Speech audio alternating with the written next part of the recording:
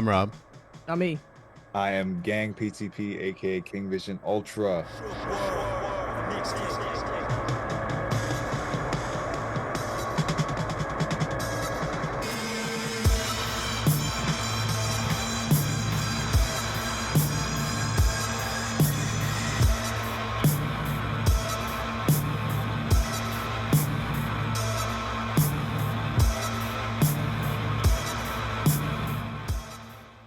Yes.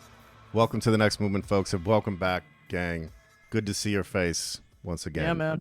Word. I know it's crazy. I'm happy to be back. I kind of couldn't wait to be back. I've been excited for this moment right here. So obviously lovely to see y'all. I'll say this on record in this space. Absolutely, easily one of my top and most consistent visited, listened to podcasts out, period. So you know what I mean? Every week that. or every episode at least, you know what I'm saying? It is something that I will click play on. Bless. Thank you. Thank you. Yeah, I'll make it something interesting. Even if I don't know the guests, you know what I'm saying? Like I just want to hear the conversation, and y'all always ask questions. So big y'all up. And also y'all also have a nice little selection. And oftentimes albums that you speak about that I find myself interested or intrigued by. So for sure, the next movement stands tall in my Apple Podcast list ratings, etc. I don't know if I actually rated y'all. I gotta rate y'all. Everyone give them 5 stars though. Fuck that. Everyone give them 5 stars. Word. Well, the admiration is mutual, my friend, as I'm sure we will make clear throughout our time tonight. All right, we have a lot to talk about, so let's start by talking about Shook World, King Vision Ultra, hosted by Algiers. I will admit I'm one of the careless fools who initially referred to this project as a producer album. I might be the only person who's done that. You quickly corrected me, but in my defense, I hadn't actually heard it yet. That's facts, right? True. And I think you said it to me. Yeah. So it's not like you were asking me a question. I don't think you even were like, oh, this is, it's not like you heard it and it was like pontificating around how this is a producer album. That is true. Yes. Thank you. And one listen to the project makes it plain that, this is something different, something entirely unique in my view. How do you describe it? How do you want people to think about it? Oh, shit. Damn. It's the 4th King Vision Ultra album. Let's just put that always has to be clearly stated, even in the press release, new album by King Vision Ultra. Because people see hosted by and they're like, what the fuck? You know what I mean? They're like, what does that mean? Yeah. And they're like, oh, wait. They read further into it. They're like, this has sounds from Algiers. Does that mean they were in the studio together and yada yada? And I'm just like, do you understand that there are many ways to collaborate? It's not, we don't have to do this weird transactional in the studio. Yo, pass me that file and send me the beat pack or whatever. Granted, I sent beat packs and I was passed files as well, but we weren't in Algiers and I weren't in the studio together. This is Shook World is I'll just take a note from a conversation with Tim Hotep. When he first heard the album in the studio, he was one of the first people to hear the album front to back. He was just like, yeah, he said something to the level of, it's a New York story full of New York stories, or a New York story of many New York stories. It's a collaborative, it honors chosen family. It's a mixtape in the way that not oh, this is my mixtape. It's just an album that I'm calling a mixtape because I'm not calling it an album or whatever. It's an album, but it honors the mixtape form and tradition. Yeah. Which is a form and tradition that I grew up with since they were actually on cassette tapes. So from where that terminology came, that's what I'm pointing back to in the way that, this is hosted by, some of my collaborators.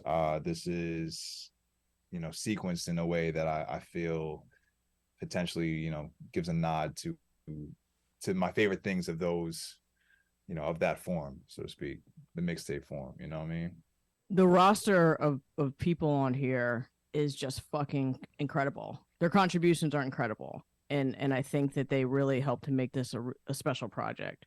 So you just talked about chosen family, and I imagined that with a project like this, there was a lot of intentionality around who you wanted to collaborate with. So, you know, I mean, this feels like a really personal project, a deeply personal project, one that came from the heart. So not only do you want to trust the folks that you asked to join you on this, but you also kind of have to know what they're capable of firsthand. So when I think about the process of Shook World coming together, it's not surprising to me that a lot of folks featured on here are part of the PTP family, people that you've known for some time, have worked with in some way beforehand. And whether you did this intentionally or not, I think these collabs also allow for community amongst the artists on Shook World outside of you. And there was opportunity for those relationships to further develop. I remember watching Amani perform Shatterproof at the show with Algiers at National Sawdust and seeing Messiah and Elucid standing behind him in awe. Like they were just bobbing. They were in this vibe with him. Elucid had this big smile on his face. Messiah just like shaking her head back and forth. They were just locked in with him. And it was really great to see that because it seems very in line with this project. So when you came up with the concept for Shook World, did you immediately know what direction you wanted to go in terms of collaborations and how you wanted these to show up on the album? I'd say once I came up with the, like, once I started thinking toward the actual work and not just like, oh, I gotta do this thing, you know what I mean? Like, yeah, once it started to formulate, it was pretty clear, I'd say since day, because I was like, all right, it's gonna be New Yorkers. It's gonna be New Yorkers of varying degrees because that's who we are. Like, yeah, I'm a native New Yorker, quote unquote.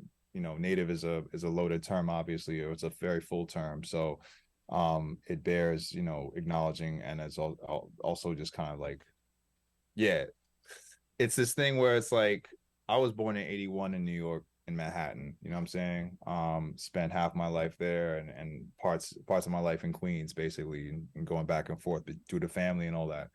Now I live in Queens, so I spent my time here. I'm so-called born and bred, 80s, 90s, and the 2000s and so forth, right? I was an adult by the end of the 90s, right? Mm-hmm. So I'm looking at folks who obviously are in my close circle currently, whether that be by age. And now, like, we're thinking about like time in a funny way because we're talking about age, right? So like I'm thinking about like a Lucid. I'm thinking about who else is really on there who's like around that. Most of the folks are like younger or like maybe like 5 to 10, 10 to, yeah, I'd say like 8 to 10 years my senior. I don't want to, you know, bust everyone's name and age down or whatever, but basically like it's this thing of like, I think it was important to have folks who are of an experience and can speak to this experience as New Yorkers, as people who are folks who strive to be good neighbors. You know what I mean? Like I say that in the line of notes or whatever, but like I really feel like that's like a simple, easy, like that's like a really simple, clear way to put it. Like, yeah, because there is a part of the narrative is like a counter gentrifier. You know, there's an angle there present. yeah, It's not all about that. You know, I'd say like the album is more of a celebration. People have been calling it a love letter to New York. I'll run with that. That's cool. You know what I'm saying? That's slick. I thought about that. I was like, I'm not gonna be the one to say it. You know what I mean? yeah, I was like, it's cool. It's like yeah. I'm happy with it. It's just been ill that multiple people have been saying that before it was like ever printed in the public. So that's been ill.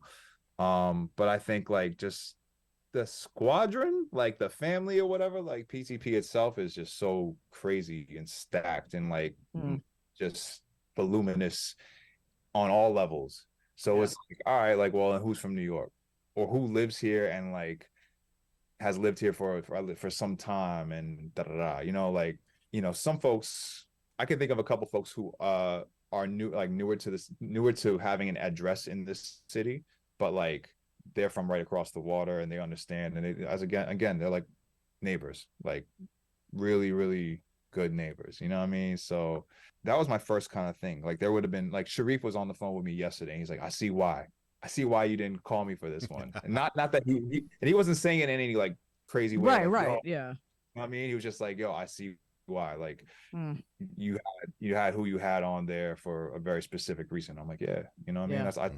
I told you I would have told you if we we ever had the conversation. I feel like we did. So like I'm like, yo, but you know, next time, the next joint, you know what I mean? I'm not making a Shook World Part 2. So like you already know there's tons of people who could have been on this because they're ridiculous, they're super ill wizards, you know what I'm saying? But it wasn't, you know, there was only enough time. And like also, yeah, there was a time element too, which is why like I was making commentary on time in the album with like that Jean Grey bit and et cetera, et cetera. Well, we're talking about like this incredible cast, like these guests on the project who are coming from a pretty diverse like sonic experience, sonic place creatively, horn players, poets, rappers, noise, hardcore artists. When I first looked at the list of features, I was kind of like, how's this going to work? But it does, like, masterfully. Like, you seem to have managed to combine like many of your loves, your interests into a cohesive sound. And I'm wondering, was that challenging, or do you feel like that just came naturally? I can't lie. Like I'm a bad liar. So like translating that, or like like having worked at it for this long, like been out of practice and some form of expression for this long, like you're only going to be as best as your most honest move, you know what I'm saying? So like for me to like fake Jackson, just be like, oh, like limit myself or whatever when I don't want to, like I'm going against my true intention. Like, nah, fuck that. Like, let's let the wings spread fully. And like, I'm not doing it for like, I'm doing it for people who could like hold on to the wing and like stand, you know what I mean? Like damn near surf on that joint. You know what I'm saying? So like, you know, I'm gonna hit you with the tail spin and all that. You know what I'm saying? I'm gonna hit you with the like the whirly bird action or whatever, and basically like see who can hang on and whatnot. I love the left turns. I love being like challenged in a way where it's you know, some people, I can think of plenty of people who like make music just to make it, like just because they want to try and make a challenging, difficult thing to deal with or engage with or whatever. And that's not fun. Like I don't fuck with that. Like that's not enjoyable to me. So again, like my thing is like, well, part of the challenge for me, or part of the fun for me, is making it like giving myself a bit of a challenge as well. And that like, all right, like how am I going to make this work? Like how do I always wanted to have a doom metal or a drone metal moment after like some wild, you know, wordsmith wizardry shit, you know what I'm saying? And like I was like, well, how is like spoken word gonna work in this? And how is ASMR element, da da da, like let's throw it all in, because these are all things that I'm like very much into, and that are very much like I feel like I've spent more than enough hours enjoying, you know what I'm saying, engaging with learning, you know what I mean? Like I'm not out here just trying to like throw my first high kick and then pulling, you know, like pulling my groin, you know what I mean? Like it's like being fucked up on the floor and getting stomped out after that, you know what I'm saying? So like I'm trying to, you know, I'm just trying to come with my best pack, you know what I'm saying? As far as all that's concerned. So like that's what it asked for too. That's just what it asked for. And it's like shit. You know, because sometimes you be hearing like, all right, so put it like this, like listen to like an old like shit, listen to like the old Kid Capri mixtapes and whatnot. You know what I mean? And like out of nowhere, you're gonna hear like you're gonna hear a blend. You know, you might hear like, you know, it might go from like some 70s funk break beats into De La Soul or Public Enemy or whatever, you know what I'm saying? And then it'll go into like a blend, which is like a melding of like Stephanie Mills into, you know, the Honey Drippers, or Impeach the President, you know what I mean? And it's just like these things that kind of seem disparate, whatever, but like you're making it like, because you're a wizard or because you're an alchemist, like you're making this shit work together, and like you're showing how like these dots connect, you know what I mean? So I was like, I don't want to like keep doing the same thing. I don't want to make the same song over and over again, or the same album over and over again. So yeah, that's part of the fun for me. Incorporating those sounds also seems very much a part of New York, like the diverse array of sounds, and I mean city life in general, but New York specifically. No, I mean my New York experience wasn't just like, I wasn't just like the kid who, I wasn't just like the b-boy who was just like spinning on his nose every day and like, you know, carrying around a boombox and being like, yeah, hip hop, you don't stop. Like, nah, like I had friends who were in hardcore bands, or like their older siblings were in hardcore bands at the time. Shit, I went to school, like one of my best friends in school, her uncle managed the Bad Brains. You know what I'm saying? Like this all was like kind of close by. Another friend of mine who was in or another classmate of mine who was in like high school with me.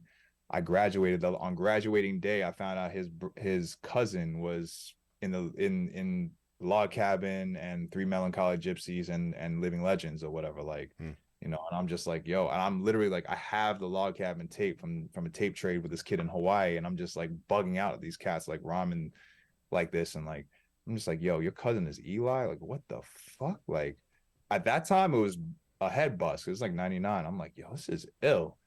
Like, so, you know, skate culture was a big thing when I mean, it still is, obviously, but like it was a very like big countercultural thing that I feel like connected a lot of the worlds. You know, there's a documentary on that, All the Streets Are Silent, but also like just that was my friend group. You know what I mean? Like kids who would go down to the banks, kids who would go to Paragon and go to Tenton Trails and you know, just get rack gear or like get gear, however they were getting it. You know what I'm saying?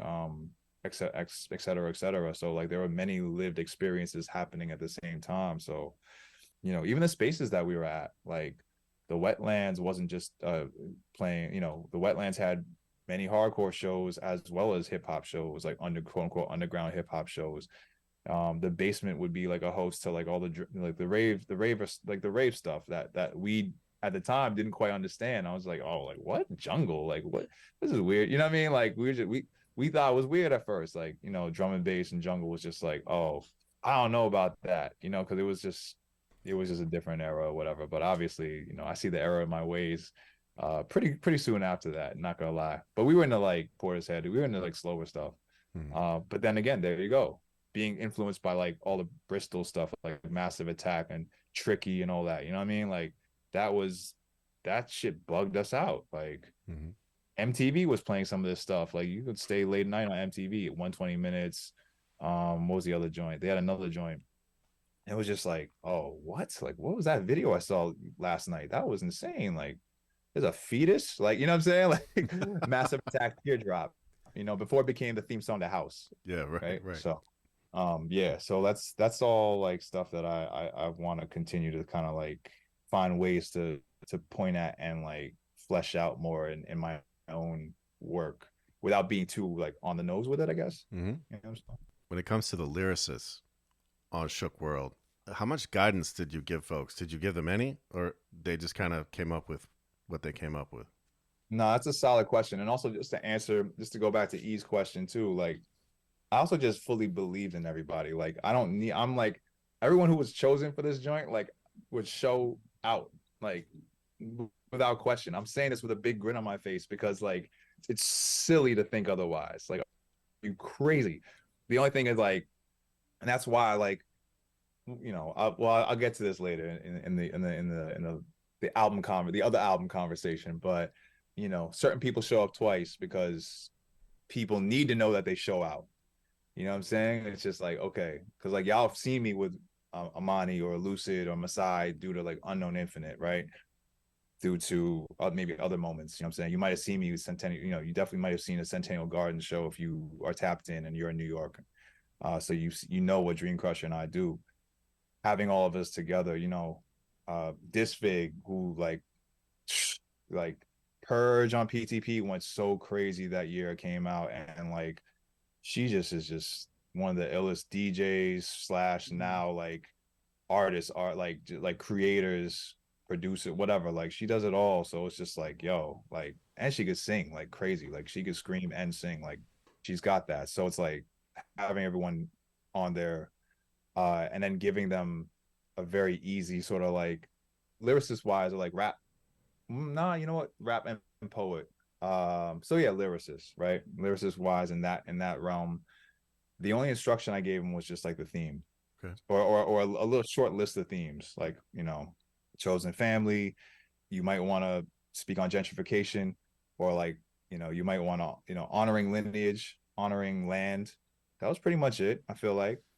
And, you know, I knew certain people had those already, like Latasha, one of my OGs. Like she has a whole book that's just all about like New York and in the years and the decades and whatnot. And just, you know, she from Harlem, so like she's seen a lot. You know what I'm saying? So like that was a no-brainer. I was like, oh, this is duh, like no doubt. Of course, you're gonna have enough to say. It's like she came through and recorded like four poems, and I was just like, all right, well, which one do we choose? They're all gas, like they're all fire. Mm.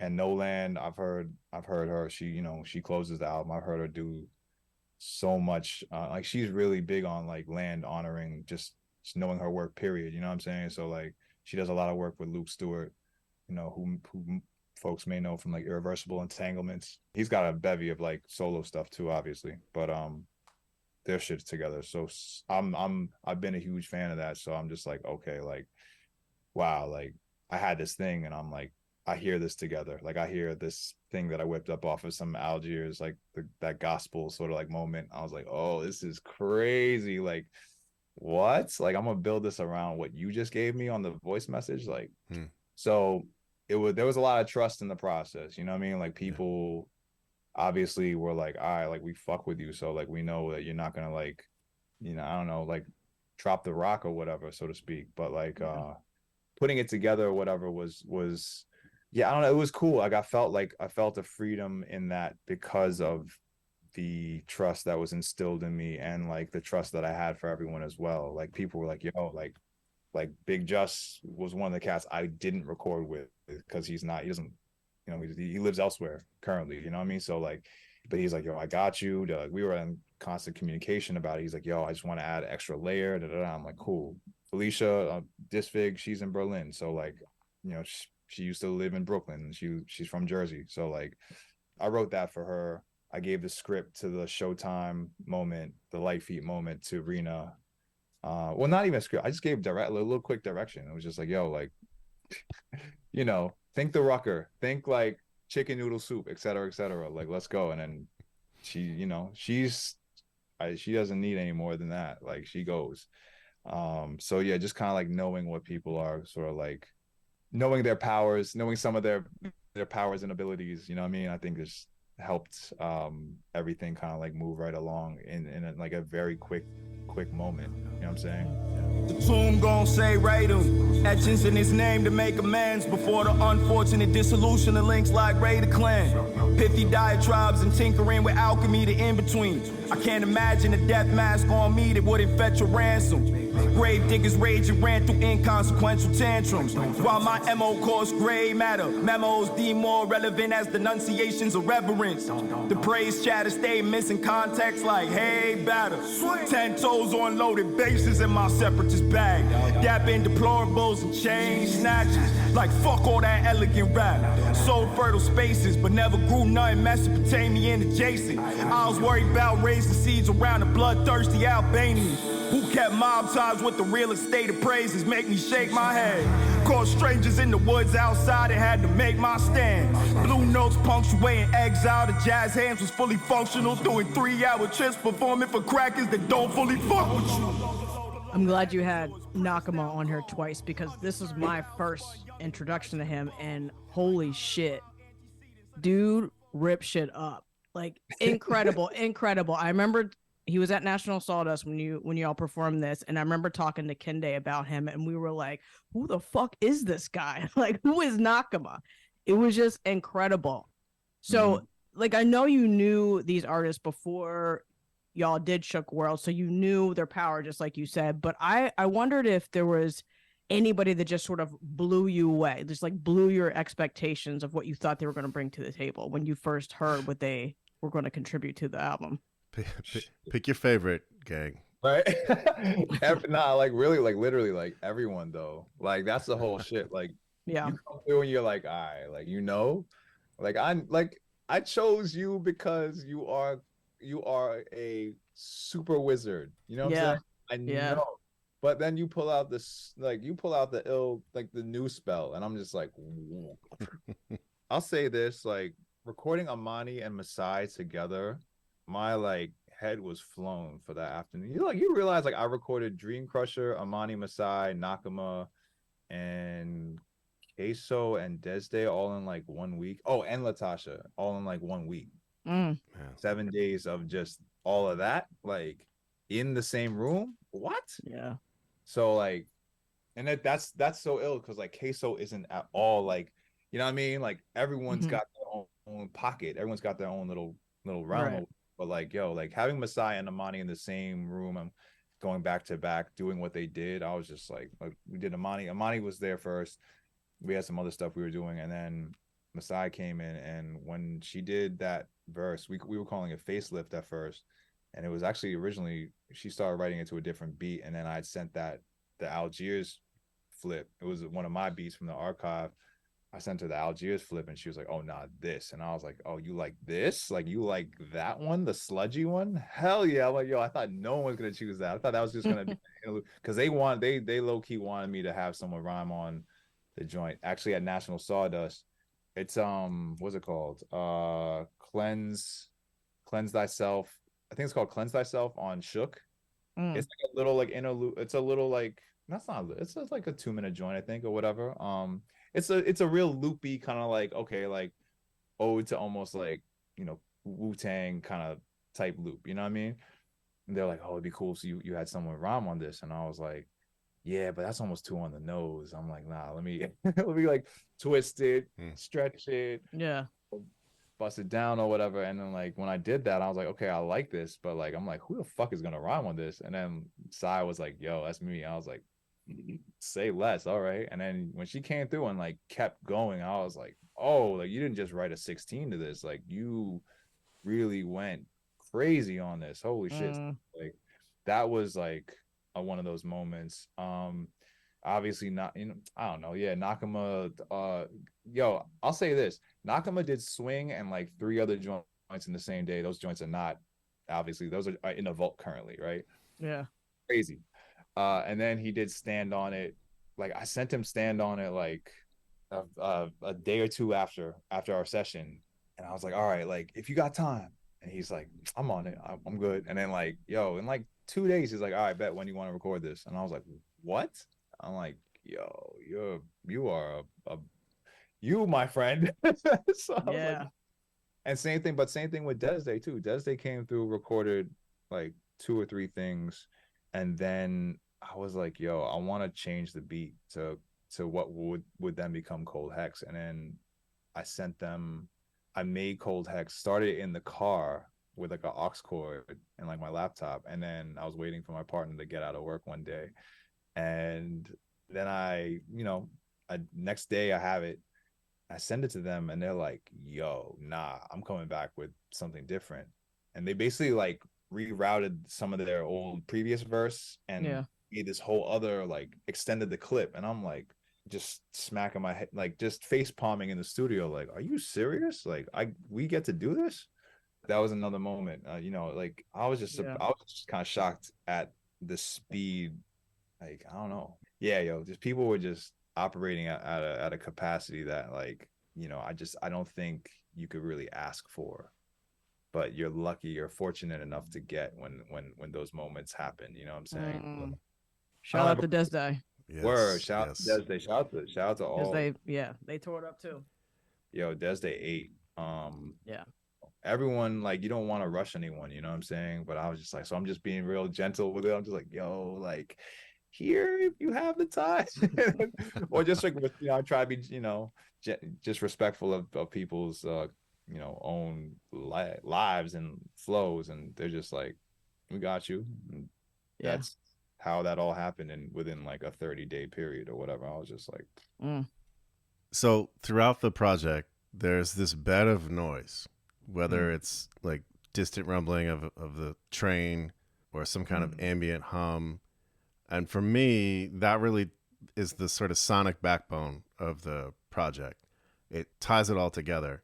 There are also a ton of manipulated sounds, like vocals pitched up and down, YouTube clips of people talking, layered over each other, familiar songs here and there, like slowed way down. Just a lot of chatter, background noise. And it's done well because I think it could easily just have sounded like chaos. Sure. But it doesn't quite go there. it's city life, right? Like it's walking around the city, it's riding the train, it's sitting in your apartment trying to have a conversation while construction's going on across the street. And for that reason, as a city dweller, you know, even though I'm not in New York, here in Philly, I have listened to this and felt both comforted and at times like overwhelmed, like a little anxious. Yeah. Much like city life sometimes like makes me anxious. Mm-hmm. I wonder if you could talk about like the emotional experience of making this project, like what feeling you get from it and what feeling like you imagine your listeners might get from it. Sure. I think, I mean, you summed it up. You know, sometimes I hear like going into specifically like the please leave moment, new surveillance, et cetera, making that on a Sunday evening before going to the studio the next day to like, I think I was in the sequencing portion of the album, or about to end. I was about to enter the sequencing portion. Right. And then that coming right after the Showtime, the light feet moment, the get money or good money. I wanted that sort of like push pull.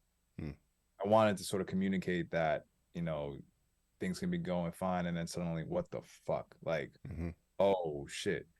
Cause that's also like how it is on a train. Like you just don't know what the fuck is going to happen. Like I've seen everything on a train. Like I promise you, out of nowhere, you know what I'm saying? So it's like that in itself was part of the integral to like informing the flow of the album, the rhythm of these moments and whatnot. And once I started getting to that, like the gentrifier vlogger stuff and whatnot, and just people like people getting mad at the dancers on the train and all this other stuff, like that was like all stuff that I could easily find. Like I found it like just quickly like in searching for it, because it's like, oh, this exists on the internet, like in abundance. Like, and I kind of knew that in the back of my head just because I'm sure I've seen that on social media. Like my algorithm isn't really trained for that, but like, you know, you be seeing stuff and you're like, you know, they just tape everything, they record everything. And like, you know, you could actually just not be recording and maybe interject or like, you know what I mean? Like intervene or whatever in certain situations where it's just like, this doesn't need to be spectacle for especially for like outsiders. And that's kind of the point of like, that's one of the like points of this album. It's just like, yo, like, you know, it's a different, it means something different when you're not from here. You know what I'm saying? When you're not willing to be here and present here with the folks who are here. You know what I'm saying? Like if you're on the train and you're on some like in your bubble exclusionary shit or whatever, like you're probably going to be treated a certain way, like, or you're probably going to like receive an experience in a way that's going to be unfortunate for you. Like you're going to have an unfortunate time just existing, thinking that you can simply tap in and tap out whenever you wish, whenever you want to. You know what I'm saying? Yeah. I have moments where I hear that, especially that track, and I'm like, wow, this is wild. Like, this is crazy. Like, obviously I'm like, it can raise my anxiety because it's just like, it's just like all these voices, this high pitch, is rapid. It's like rapid talking. But I wanted that also, like that juxtaposition while like the guitar just like growling underneath at like one note that's going on for 35 seconds a note type shit. Like you're hearing a melody or a riff that takes like 2 minutes to play. You know what I'm saying? So like that push and pull is present within like this conversation or this call and response between like the vocal samples and the franticness of all that, and also like the panning of all that against something that is just like slowly unraveling or slowly unrolling and kind of going on for a few minutes. And then you got Marcus, you know, on the turntables, adding more texture and more movement to everything and kind of like cutting through it, piercing, you know what I'm saying? I'm just like, I'm a big texture person. So like putting all that together was one, was fun, and two was like, I always want to see what goes together. Like I'm a big like sweet and savory person. So like I'm just like, all right, like how do we like what goes, like, yo, me and my smoothies, like my partner be gigging on me. Like she's like, yo, what are you doing? Like what are you putting in that smoothie right now? Why are you putting nutritional yeast in that smoothie? And I'm like, nah, this shit is ill. Watch. Like cayenne pepper, like I'm on it. Like, so Shook World is just my smoothie recipes, like in audio. That's my album description. Yeah. But yeah, I want the listener to feel it. You know what I'm saying? To feel like the sort of abrupt changes and whatnot, and just sort of like the shifts in the rhythm, because you know, you're never getting lulled for the whole time, at least for like a whole trip. Like there's always gonna be something that you see, that you peep, and like, oh whoa, you know what I mean? So for sure. and the train was something that came to me. Like I recorded there's like a train in the intro right before Irreversible Devil with Lucid. There's like a train passing overhead, and I was just like walking, and I had heard Shook. I knew Shook by this point, and I'm like, yo, they have this little like what I call the Illmatic moment, the Illmatic Wild Style moment. Like you know, Illmatic, you put it on, the first thing you hear is a train, and then you hear this Wild Style intro. They kind of allude to that on Shook, the Algiers album, and I'm like, word, I'm gonna call in response with that. So I'm walking to this residency one day, the bridge over the bridge downtown. I'm just like, boom, like it's the Brooklyn Bridge or whatever. I'm walking under it, and like this train is passing by. I'm like, oh, pull out my phone, start recording it, and then I start walking away from it. It fades out, and I'm just like, oh shit, and it's just like birds. It's like quiet all of a sudden. I'm like, that's an interesting like light and day or whatever, night and day sort of situation. And I'm just like, okay.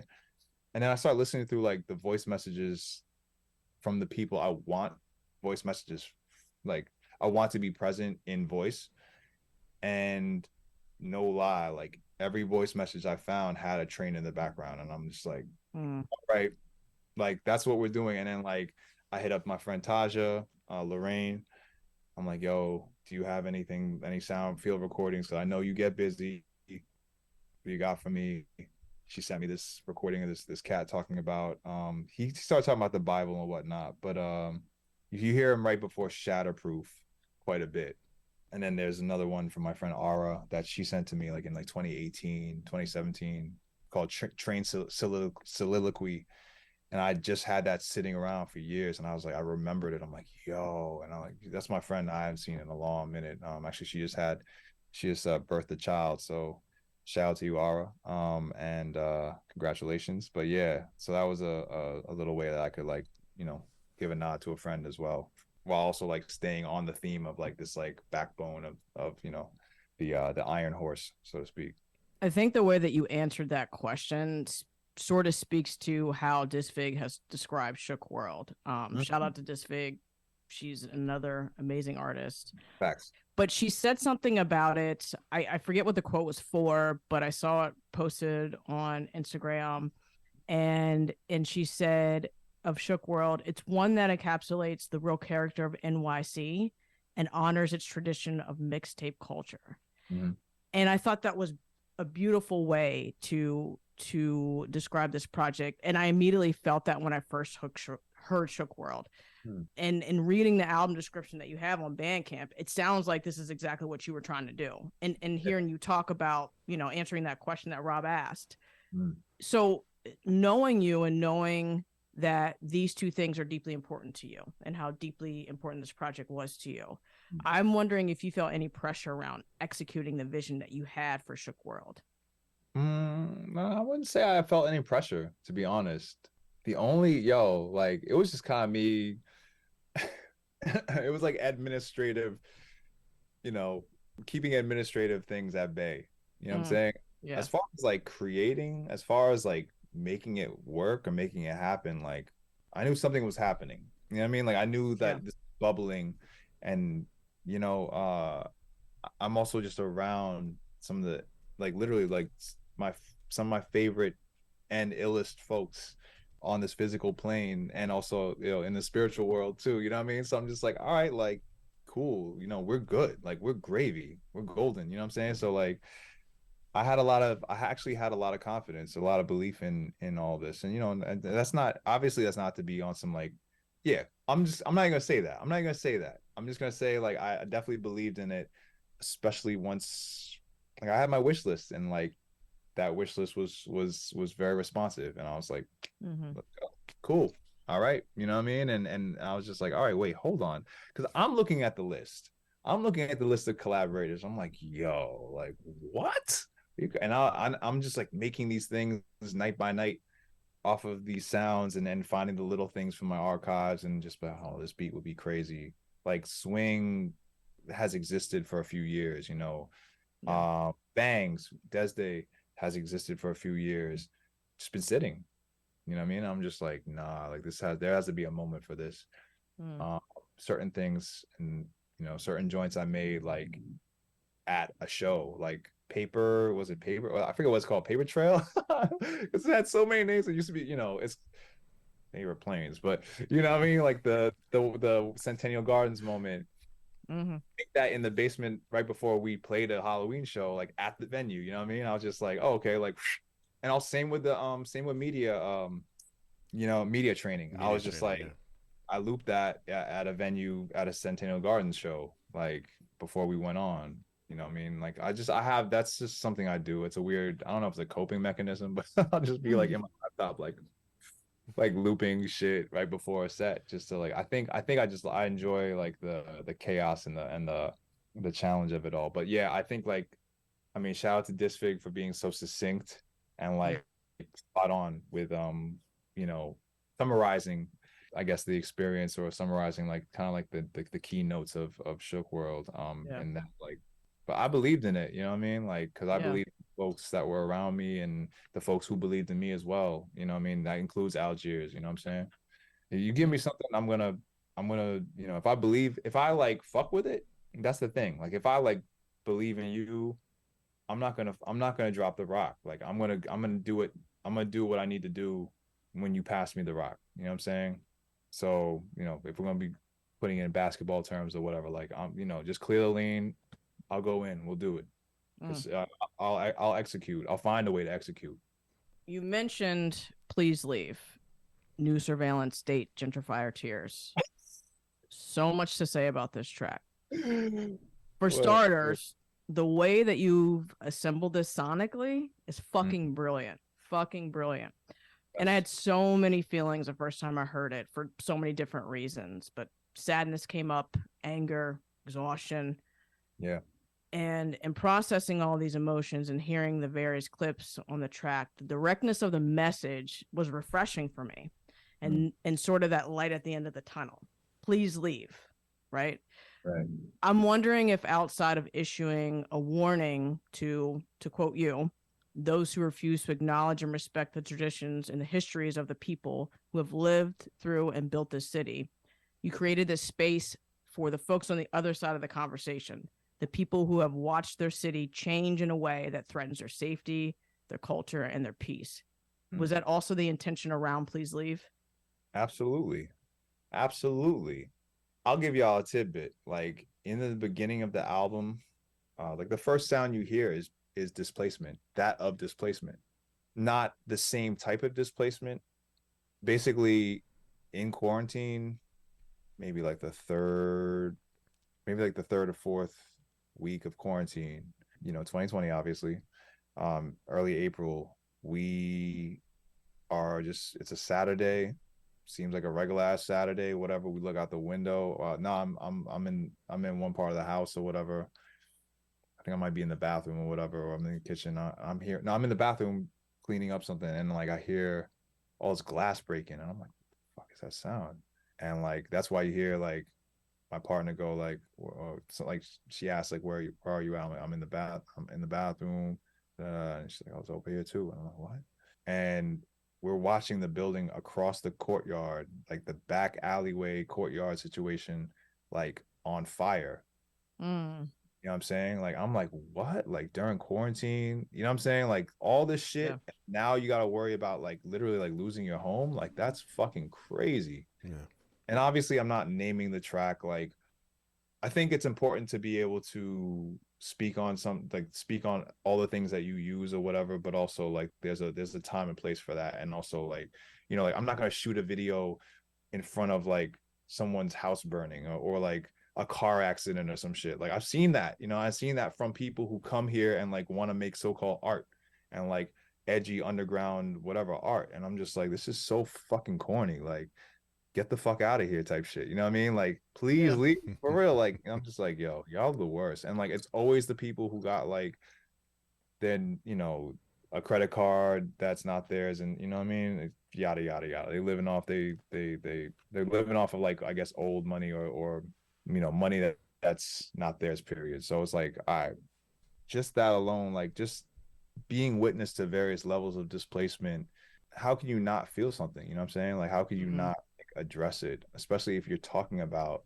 like honoring land and talking about, a place that has been rapidly, violently affected.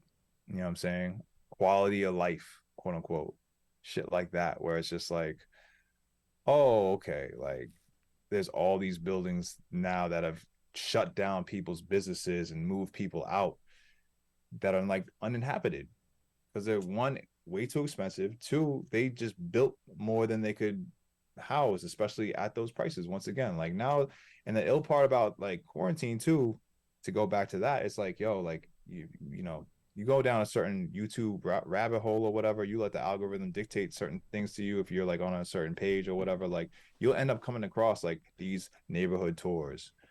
You know what I'm saying? That's where some of that came from. Because it's just like, and it's always like, oh, like in the most dangerous neighborhood in Brooklyn, and they're talking about Brownsville, and I'm just like, yo, this is wild. Like, and it's obviously a person who's not from there, who, you know what I mean? It's this safari bullshit, and like your audience is certainly not the folks who would have any sort of like compassion or like understanding.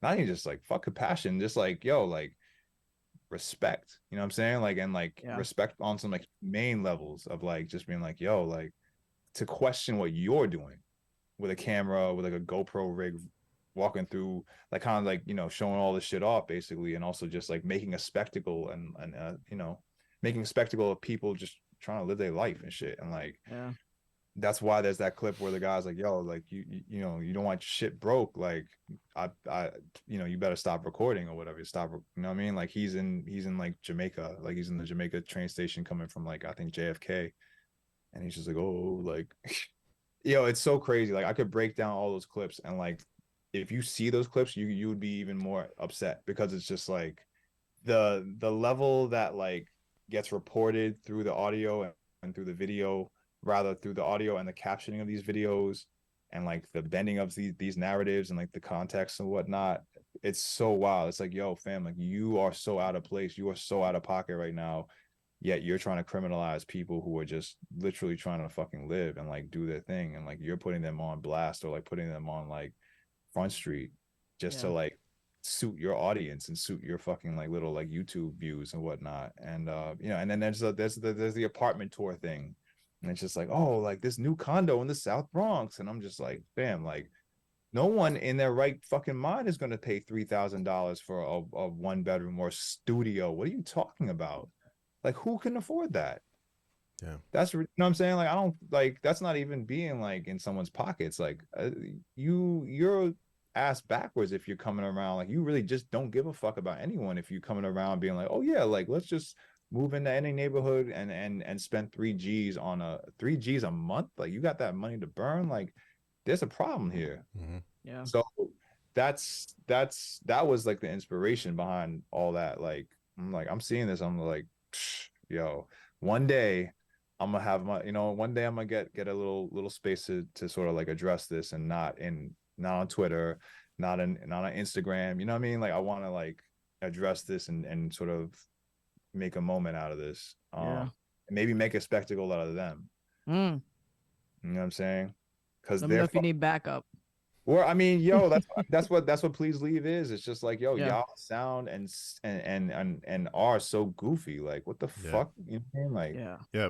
Part of what really works about Please Leave for me is how, without any commentary from anyone else, just playing clips, some of these clips, and just letting these people talk for themselves, like sort of reveals the like ridiculousness of it. Right. That was the intention, because it really is asinine. The guy is at fault.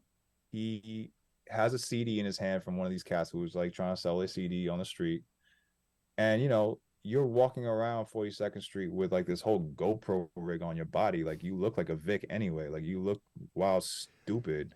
So it's like, of course someone's gonna come up to you and like make, perhaps like act a little different than they would like a regular ass person. You know what I'm saying? Like you look like, Right. like you look like RoboCop out here. So I was like, all right, cool. You have a CD in the hand, it falls out. This cat, the CD falls out the sleeve, it hits the ground. He doesn't go and pick it up. He's just like, oh no, no, thank you, and hands him the empty case back. The dude is like, yo, the fuck, like, why'd you do that? And then his man's kind of just like lightly slaps his shoulder, like kind of just like you would like a joke, like, oh, you're so funny, bap. And then this cat's like, oh, they assaulted me on camera, yada yada yada. Like he's on his live stream saying this shit. That's what that's the context of that video. That's the visual to that video. Yeah. So, or that audio clip rather. So it's like shit like that. I'm just like, yo, like you're the biggest tell on yourself. Like this is why y'all need to get the, like, y'all really do, y'all cannot be here. Like this is why like no one wants you around. You know what I'm saying? I don't really feel no way about any of these folks. Like this, he ended up leaving New York. That's the saga. Someone pointed to me, and that clip actually I used. He's talking about like the backwards politics, and they got this this bail reform where like they start letting people out who like have committed these crimes, and it's like at the very end of closer to the end, whatever. But that's the same dude. You know what I mean? I'm just like, like, please leave. Please. Get the fuck out of here. Yeah. Please. You know what I mean? So yeah. Pentecostal block carrying pastor, the Holy Ghost in the rapture, fully auto drum circle, devils in the details, spike proteins in the plasma, virgin whore Babylon and Lucifer Ace the gaslighter, converting brainwaves in artificial language data, know which direction the wind blows, how the feeble mind shatters, outthinking your movements, emotion and your actions, submitted through your own saliva sample. Perverted proclivities for unknown entities. When you invoke unseen deities with etymology, that's a mystery, all the rays of demonstrative little monsters ache. They call it self-sabotage. Turn your enemy into the enemy. Dr. Seriously lost tabernacle in the wilderness, call of duty. Infinite war loses all meaning, semiconductor infrastructure. Those who get to blow up the world for the chance to interior design it in their image.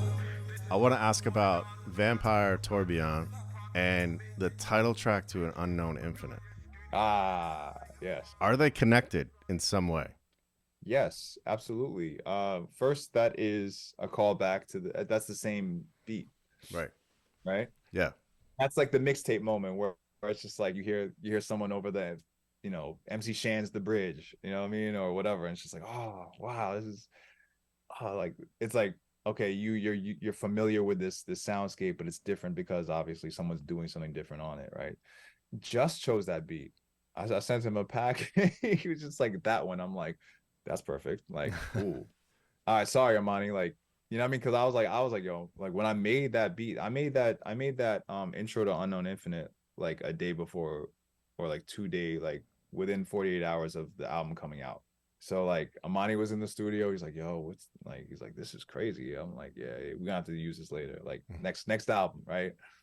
We might still, because I'm not against reusing shit. Like it's all fluid, it's all malleable, you know what I mean? So it becomes a different thing depending on who's on it. It's just like the rhythm thing, and like you think about like dance hall or whatnot. Like how many people have you heard over like the slang tang rhythm, or like doom doom doom doom doom doom doom doom doom doom doom, like the joint like Sean Paul, and also another joint that what's name, Lumi D, like ding ding ding ding ding ding. Anyway, I'm in my like early 2000s bag, but like essentially like I sent just like a beat pack or whatever. That was ridiculous, by the way. Essentially I sent just a beat pack, and he was like, that one. I'm like, fine, cool. And then I was just, already at that point, I'm like, well, okay, like this has to somehow be around like Amani. Like that would be just like, that just makes wild sense to me. That'd be so fucking cool to like the people who maybe, hopefully this would be cool to like the people, or like a little like, to the people who know An Unknown Infinite, and then they hear Amani going wild, and then they hear that moment come back in, they're like, yeah, you know what I mean? And it's just like, holy shit, it's my guy from Fun Crusher Plus, or it's my guy from all the solo Big Just shit that he's done since Co-Flow, you know what I'm saying? It feels also good to be back on this podcast talking about Big Just. And and he smoked that shit, and I was just like, all right. And the way that the beat changes is also I'm shaping it around his vocals, so I'm leaving because he had like an effect on his voice already, and then I kind of added. If you listen to it, the voice texture changes from part to part to part. It's like paragraphs, and each paragraph has a little bit of a different texture to the voice, and that was intentional. That's something I did in the mix or whatever, and I was just like, all right, now I just have to kind of like mold the beat to him. You know what I mean? He's kind of like the center force, and this beat is like kind of swerving around him, so to speak. So it was just it obviously it makes it different, and I think it relates to An Unknown Infinite, or to even like the intro to An Unknown Infinite, just thematically. Like there's not much of a difference to what he's saying than what like Milford Graves is saying. Those samples of Milford Graves on An Unknown Infinite. He speaks to a lot of truths that some folks are maybe not willing to talk about because they might be burning a bridge or whatever. He speaks to a lot of like self-actualization. He speaks to the spirit. He speaks, what I'm saying? So like I was like, no, this is perfect. Like this was as it should have been. I know Disfig has offered up this perfect description of Shook World, and so have you in describing it on Bandcamp. Like y'all really do put into words what the project is. But I've been thinking about it another way when I've been listening to it over the last couple of weeks. And it reminds me of a sci-fi adventure book, right? Ooh. So there's this world that you've created, and within it exists this timescape that we experience through different portals. Sometimes it feels like we're in the past, and then we're back in the present. And then there's also moments where we're taken to what feels like the future, and you're the one steering the ship. You're the Doctor Who of Shook World, Hey, our time travel guide.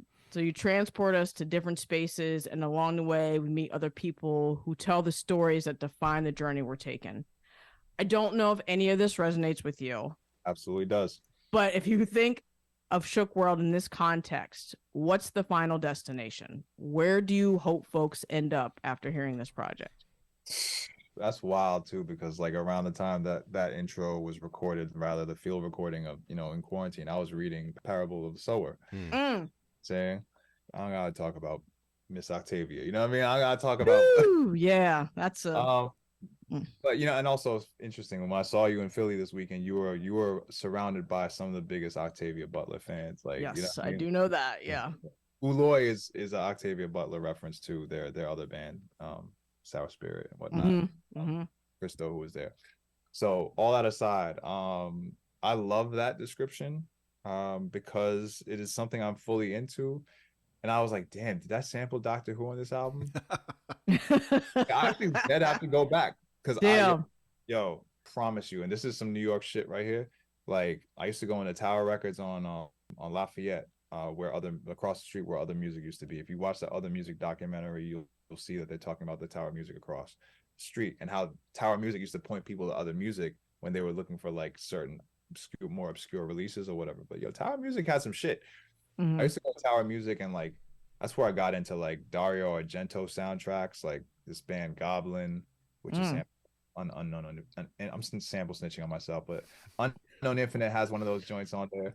Unknown Infinite might have a Doctor Who joint. Definitely Pain of Mind has a Doctor Who joint. My first album definitely has a Doctor Who joint, like pretty prominent. Anyway, got the Doctor Who CD from a couple of them from said Tower Records that obviously is like, it's like a fucking gym now or something. It's like a Crunch or something like that now. But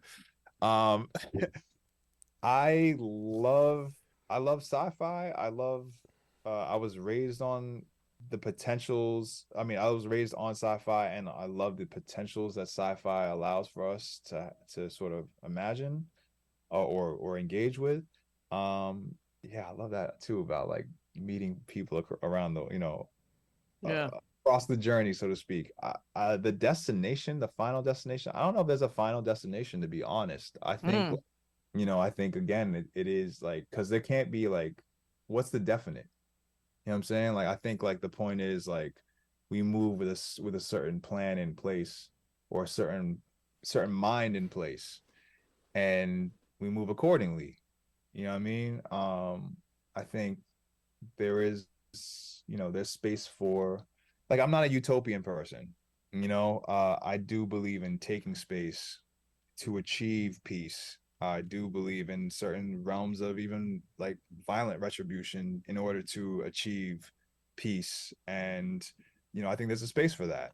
So I think it's almost like, that's too catchphrasey. I was about to say by any means necessary, but you know what I mean? Like, I think there's a strong echo of that though, I think. Cause it's like, yo, we're still going to be here. Yeah. You know what I mean? Like, we're here currently and we're still going to be here. And I think it is that thing of like the village, you know what I mean? Like, and understanding like what that means on a multiple time scale. Because you could talk about like learning from so-called elders. You could talk about learning from a different path walker, so to speak, someone who younger than you in time, in time as Western world especially like looks at it, right? But like part of Shook world too, and that's why this resonates so much. The sci-fi bit or sci-fi angle resonates so much, is there is that question of like, well, what's the use of time when like so much of it proves to be bendable, so much of it proves to be like also like counterintuitive in the ways that we're all taught that time is to function. Yeah. You know what I'm saying? So like that's why I'm like, yo, they gave me a deadline, a label gave me a deadline, and I was just like, one, this also doesn't quite make sense after really like going through and the motions of like the first week and a half of making this. I was like, yo, this doesn't make any sense. Like, why is this gonna happen? No. This is gonna be done when I'm done with it. Yeah. It's gonna work out in time with everything else, as it should. Yeah, I just think like the final destination is the village still standing, you know what I mean? Like the final destination is like, in the most simplest terms or whatever, like love amongst the collective, you know what I mean? Like and sort of like being able to be able to like share with each other, you know what I'm saying? And see each other.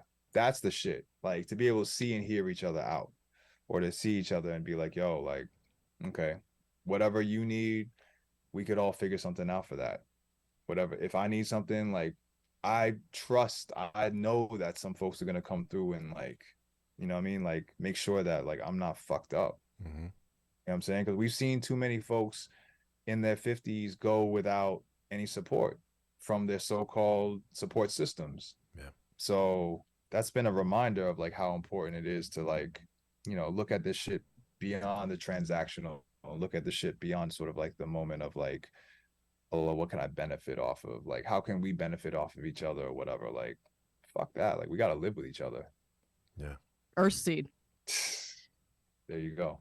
That's it. God is love. That's it though. But that's it. Right. That's the mentality. Facts. And however you see God, you know what I'm saying? Like however you perceive your God to be too. I think that's an important element too, because, a lot of us don't see the traditional Western or like your urological, Christian or Christian national type gods that they put in front of us. You know what I'm saying? So the colonizing God. The colonizing God. Yeah. No white Jesus around here type shit. Please leave white Jesus. Please, white Jesus. Well, lots of love for this portion of our conversation, but I think it might be time to shift gears a bit and talk about De La Soul, or try to talk about De La Soul, and try to talk about Buhloone Mindstate.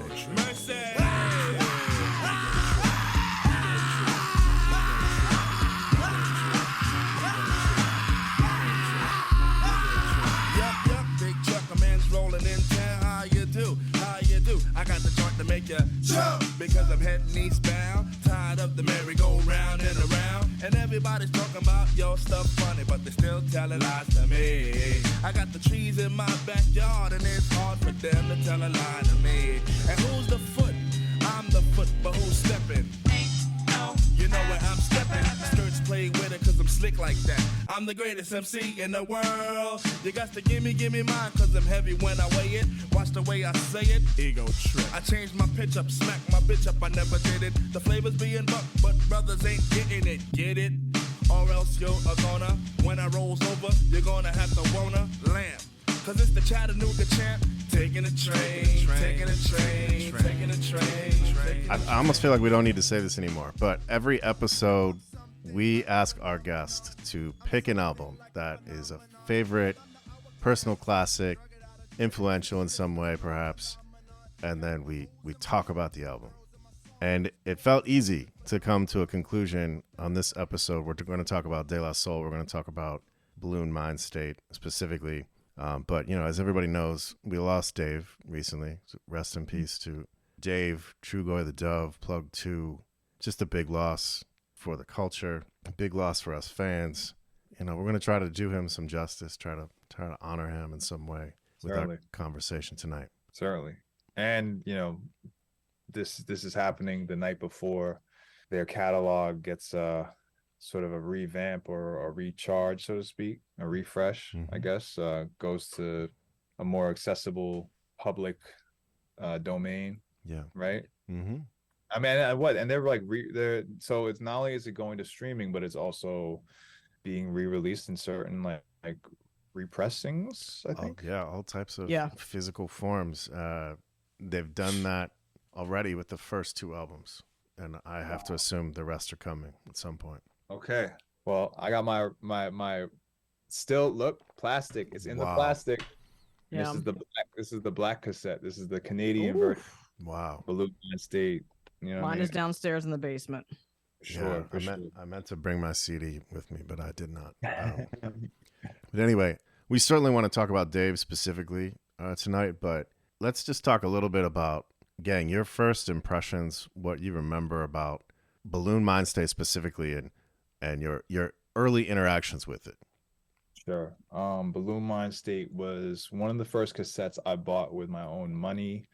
I bought it a year or so, or like with, you know, I bought it in 94. It came out in 93, right? So I bought it in 94. Around the same time I bought Blowout Comb, which is funny enough, because those are 2 albums that I had spent some time with at you know, in that era, and it kind of put away for a long minute. Like, we're talking decades. And kind of in the last 5 years or so, I've like returned to them and not smacked myself in the head, but been like, oh my God, like these are so fucking good. Like, not they're so fucking great. Like, this is, you know, they've aged. They've had the fine wine element of aging. Like, they've taken that on. It's like certain things you're like, whoa, like, oh, that's a little wild. Like, you know, that could have existed in 93, but not necessarily. It's not something that I'm like fond to like revisit in, you know, as an adult, and with the things that I've learned and unlearned, you know what I'm saying, in my life. You know, Beat Nuts come to mind. The first Black Moon album it can be a little iffy at times. Things that, you know, there's many things. I'm not trying to really solo anyone out, but definitely the Beat Nuts. It's just like, wow, this is mad juvenile and whatever. Anyway, but shout out to the Beat Nuts. They're incredible producers, especially, and you know, those albums do have a place. This album to me is something that was like, hearing this on cassette was an experience in itself, and spending time with it on cassette as the only format, simply because like there are those moments where it's just like, what is happening right now? Like, there's hopefully we can go into like a little in-depth certain tracks or whatever, but like, you know, there's a horn solo for like 5 minutes, and then it goes in like these folks rapping in Japanese, and I'm just like, what am I what did I buy? You know what I'm saying? Like, yeah. But you know, it's sort of like disorienting. It was, at least. And I think that's honestly like, at one point, I think back then it sort of like drove me away from it, because it was like, whoa, you know what I mean? Like, I enjoyed the songs. Like, I loved Break of Dawn. I loved, you know, Ego Tripping, you know what I mean? Yeah. Pat and Duke, you know, there's joints, right? So it's like those stuck out to me, and I would revisit on the strength of those. But like my young mind like wasn't quite prepared for everything that was handed to me. And also, especially like the vocabulary too. Like, this is my favorite De La album by, I would say, like easily. Like, it's the one that shows, like, that charts the growth and the maturity of them as creators, as well as humans, as like Mhm. people. Mm-hmm. You know, I grew up with De La from the jump. Like I remember memorizing Me, Myself, and I just so I could like rap alongside like some folks that I was like fond of at like summer camp when I was like whatever. I was like 8, 9. Mm-hmm. You know what I'm saying? Like watching it on video music box and being like, yo, this is so ill. So like I've seen them like from through those years or whatever, and then you know seeing them in a more like I guess you know for lack of a better term right now like more serious tone, and the interludes kind of being this burnt down to a respite between this like sometimes the heft or the emotional heft that like is contained within some of these songs, Mm-hmm. Yeah. and just you know it's like it's very straight to the point, I would say. Hmm. But those interludes also kind of like feel left field at some points, but then thinking about it, they do add on, they do like contribute to the overall messaging. I think the greater messaging on the album. So Yeah. yeah, yo, it's something that I can like listen to over and over again. It's one of those albums where like I can just have it on for like there's just so much going on. But like as someone who's interested in language, like this is one of the peaks. This is one of the apexes of a wizardry of word. You know what I mean? Yeah. Mm, Yeah. Let's talk a little bit about that. Lyrically, this might be a big question, but I'm like, what stands out to you lyrically on Buhloone Mindstate? No, first and foremost, their codes. Like they seem to have their own expression, so to speak, or like they have their own Right. slang, their own, you know, their own Language. language for like things that like if you were outside of that joke, like you might not know. If you were outside Yeah. of that or outside of that moment, this would be like, what the fuck are they talking about? Like in the woods, or like, you know, eye patch, or you know, just even the title itself. You know, later on you find out that this is like alluding to ego and inflated ego and things of that nature. Stick the bush is like I've heard like I feel like I've heard like Prince Paul allude to it as like yeah just having to do with their their it's like a commentary on ego and people's heads being lost in the sauce, so to speak. And I'm just like, this is so fucking crazy, like just so ill. Like it's just like Mhm. people always like attribute or say like, you know, Ghostface and Raekwon and folks of that nature, Camp Low, you know, if they're really tapped in, like they mentioned those folks. But like De La was doing this shit in 93. Like if you listen to this and you listen to where like I'm not saying this is like better than, I'm not saying this, you know, but these cats were like pioneering that, and they really were taking that shit that like cats like Ultramagnetic MCs were doing in like 87, 88 or whatever, you know what I mean? And like Yeah. flipping that and really, because they were on this shit, they were on a coded language thing since like 80, since the first albums, Right. 3 feet. Yeah. Like plug tuning is just like, what? And the rhyme patterns, like their like technicality is so wild. Like there's multiple bars that just don't, they fall in the pocket, but they don't end on a rhyme that you can, Yeah. the obvious rhyme. Yeah. Mhm. And that's sort of like the wizardry that they like, they've done their 10,000 hours, so like they're able to like hack it, break it apart, and put it back together and make it work. Yeah. Where it's like, you know, like if you were to be like trying that, you didn't have that sort of like muscle memory that you have when you've done it for so long, you've gotten that like sharp with your like sword skills or whatever, like you know you'll end up cutting off a limb by mistake, like damn, oh well, I fucked up, like, you know what I'm saying, like sitting there bleeding out or whatnot, like looking crazy, like, well, I try to like do that, and it's like, nah, like this takes a certain level of understanding, like Yes. Your reference to Ultramagnetic made me remember a time not too long ago listening to Kool Keith and being like, yeah. it at times it just feels like he's just saying random things. But when I sit down, and granted, I'm not a writer per se, but when I sit down and try to write stuff like that, it's like, it's really hard to like Yeah. write lyrics or write anything that is not supposed to rhyme or doesn't rhyme, but still has like a cadence to it and still somehow like fits together. It's crazy. I can't comprehend it. Yeah, no, it's I mean, this is really a feat of like language, you know, of language, of like linguistic just hacking, bending of the word, you know what I'm saying? Like Mhm. this is some like, you know, you could put this up alongside someone's saying like Supreme Clientele, for instance, or like a Saul Williams or what, you know what I mean? Like this goes up all, this is easily on that podium, like Yeah. definitely on that mountain. Yeah. Yeah. I think it's interesting what you said. Well, you said a couple interesting things, but I think it's interesting that you talked about like how people always talk about like Raekwon or Ghostface, but like some of the lyricism on here this blows me the fuck away. Like it's crazy. And you said it best too when you were like it's aged like fine wine. Like this shit is still good.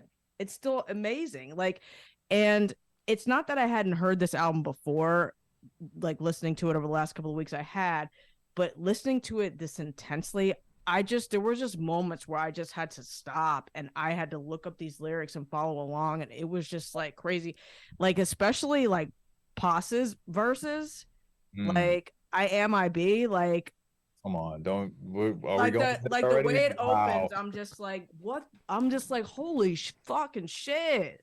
Yeah. Like the way he just goes in, it's just incredible. It's incredible to me. I mean, yeah. I Am I.B. I don't even know if I could really go there.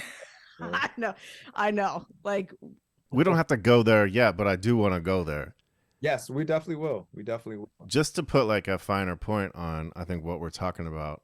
I read a review today on Pitchfork, which was it was a decent review. But there was one line that stuck out to me. The person who wrote his name is Andrew Noswitsky.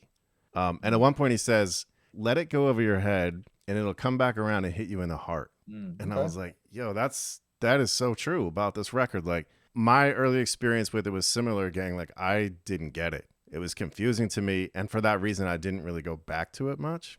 But more recently, especially this week, I've listened to it on a loop kind of. And the more I listen to it, the more I'm just like, there is just something about this that like gets in there. It's hard to explain, but it's brilliant. I mean, it's interesting. Like two lines, like really one line always is just fucks me up every time I hear it, and it's on I Am I.B. Paz is obviously like Paz is special. Like everyone here is special.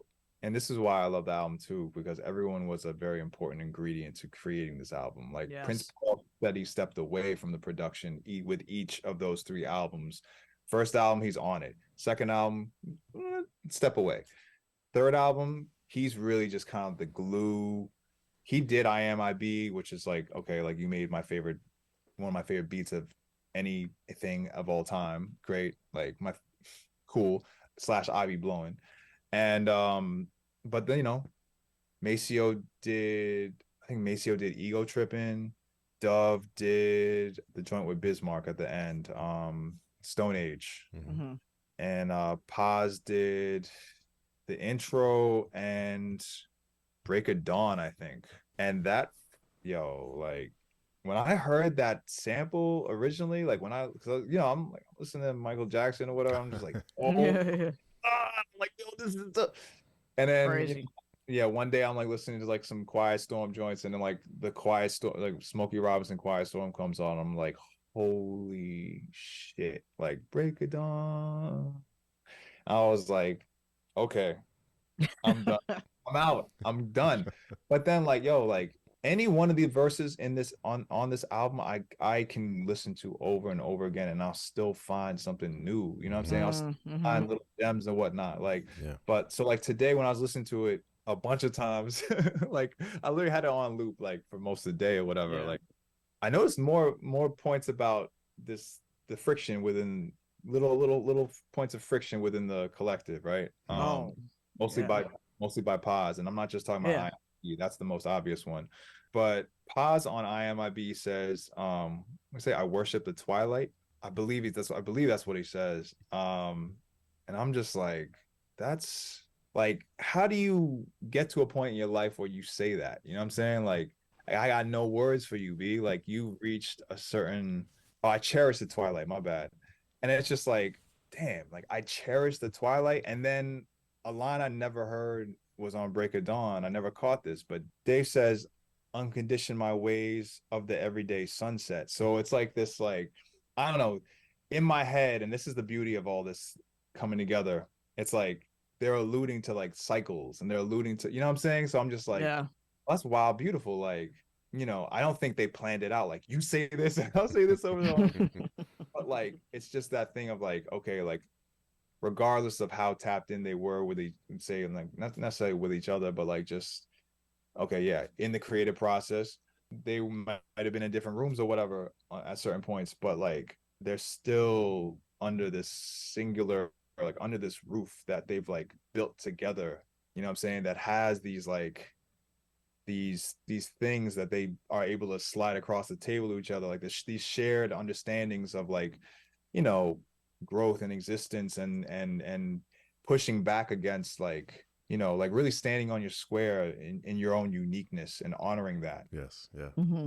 I love this album because also just because like it is a world, you know what I mean? You know, like even without those interludes, like even without the comedy sketches and whatever, like, oh, this is us killing De La Soul or whatever, yada yada, like it's, and like I said, as asinine as like these kids rhyming in Japanese over here, and then Dave doing the funniest moment that still has lived in my head for decades.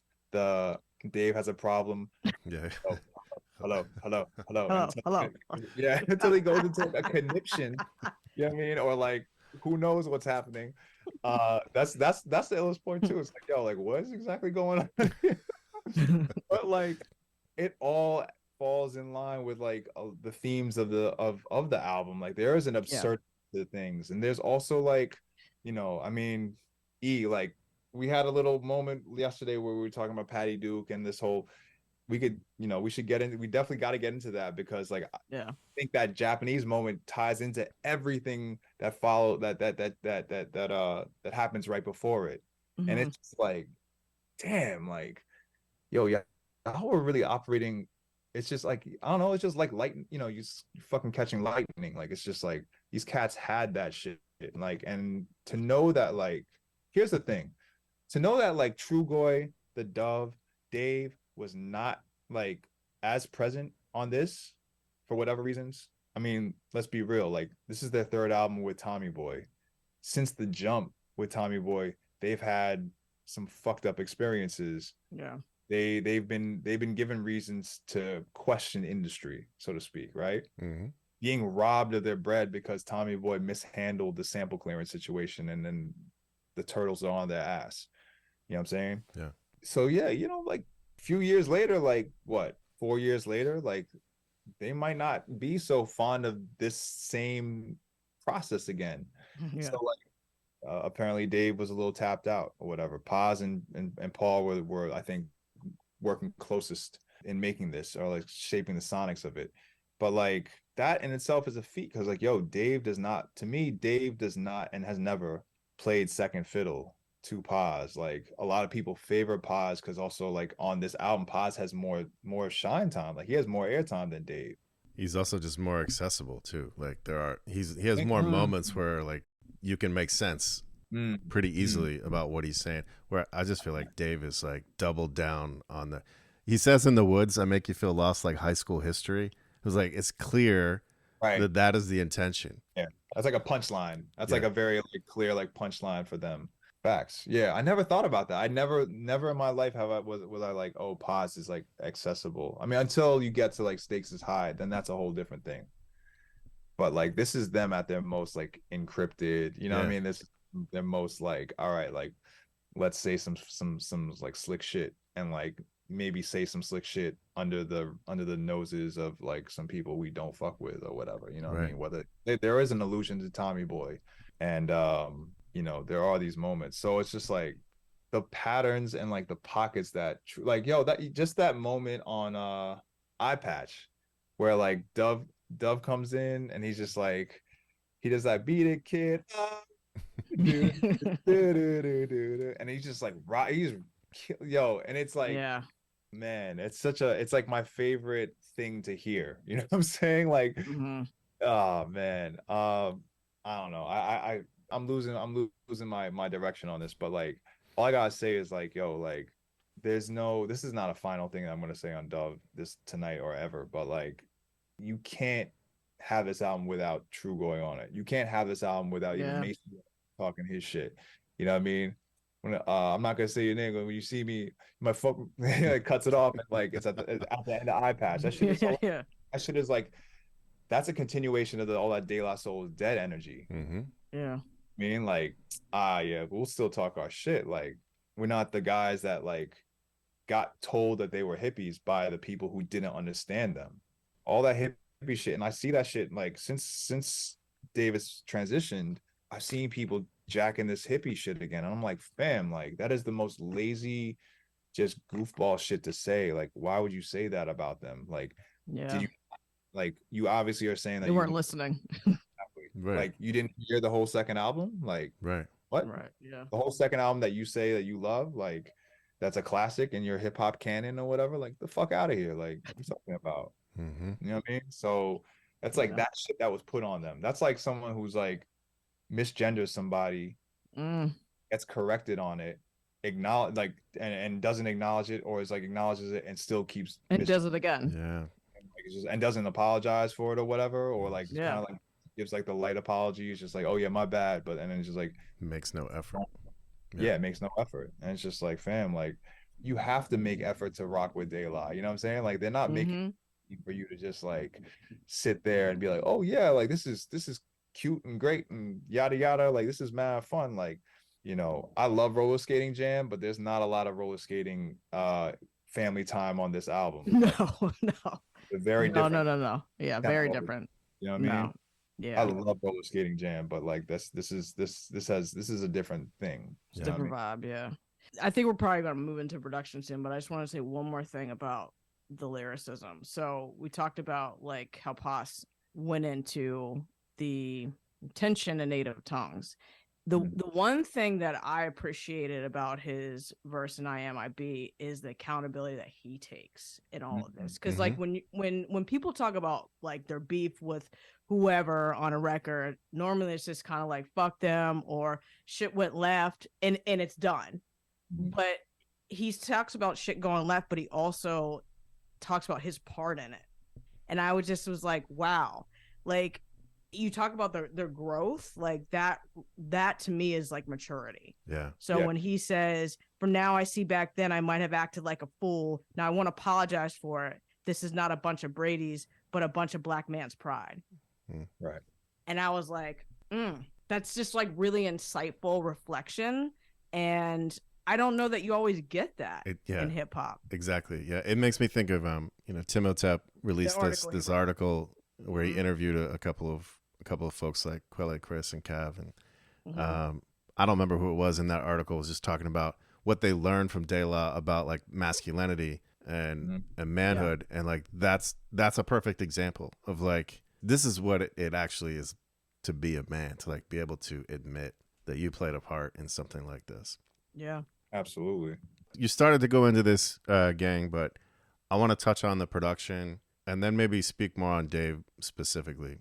As far as the production goes, as you said, Prince Paul sort of takes a back seat.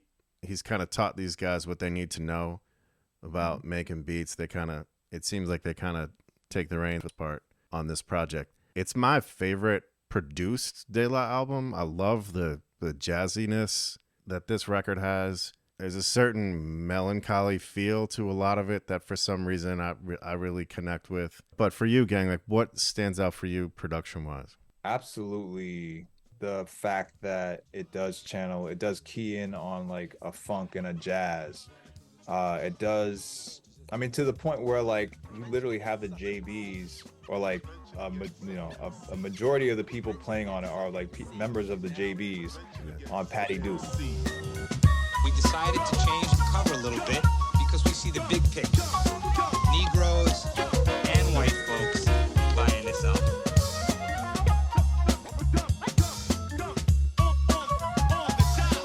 Negroes and white folks buying this album.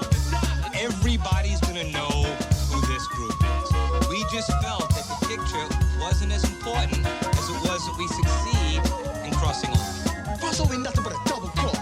And once you lose the odds, we never gonna get them back. Cause they try to change our sound. Let no man put us under.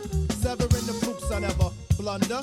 Cashing all the checks on the mic. I'm like cherry to the bush, grand pluck.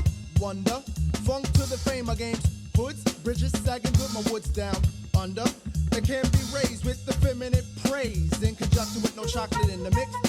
White boy Roy cannot feel it, but the first to try it, steal it, dilute it, pollute it, kill it. I see him infiltrating to the masses, and when they leech in, I'ma shoot them all in their ass. I didn't know that like until recently, like until I went back and like I think either I was re-listening to the What Had Happened was with Paul and Open Mike Eagle, and he's talking. He's like, yeah, I called the JVs, even the drummer, and I was like, oh shit, those are live drums. Holy shit, like, because that joint is funky as hell. Like I was like, okay, like yeah, this is crazy. Like, man.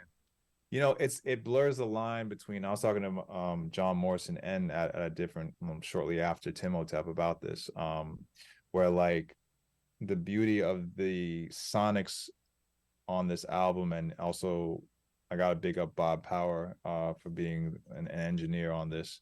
One of the guys that one of the people who I A/B off of when I do my own engineering work, like his work around this time especially. The way that like live instrumentation is treated in the tapestry amongst the samples and whatnot. So like there's obviously like I Be Blowing or Maceo Parker doing solos over this gorgeous loop, right? But then there's also like a Patty Duke. You could have told me that was a drum break, like that was a you know, something that was like looped and sampled, like produced in that way, off of some records and whatnot. I would have believed you. You know what I'm saying?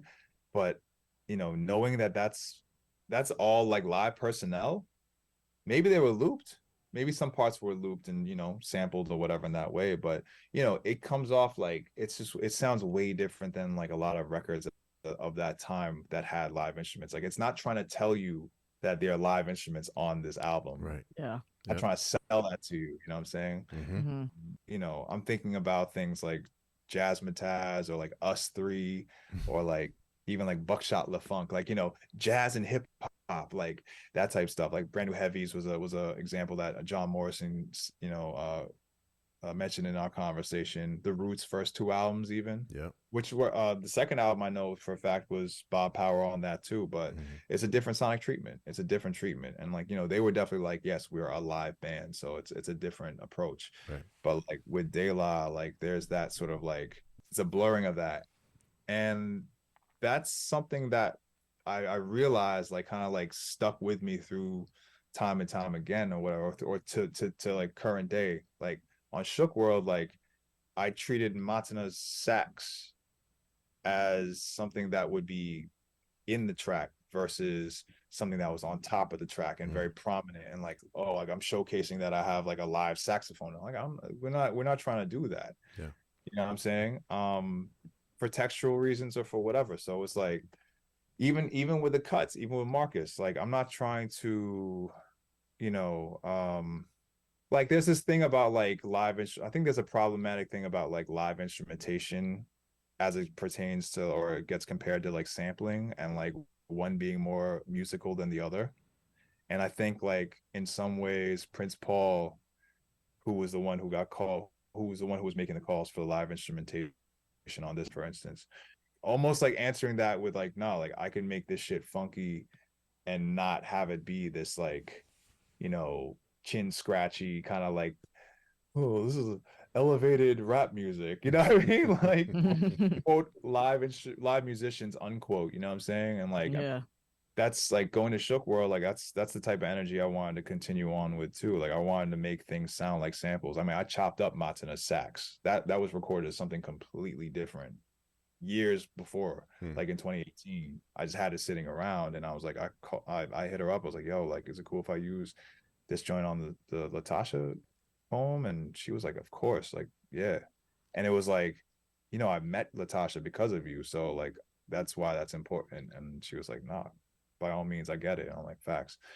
And same thing with even Marcus on the cuts. Like, I'm not trying to do like the DJ Premier worship that like we've been hearing on all the pseudo boom bap since like Gangstar been popping. You know what I mean? Every hook with a scratch sample.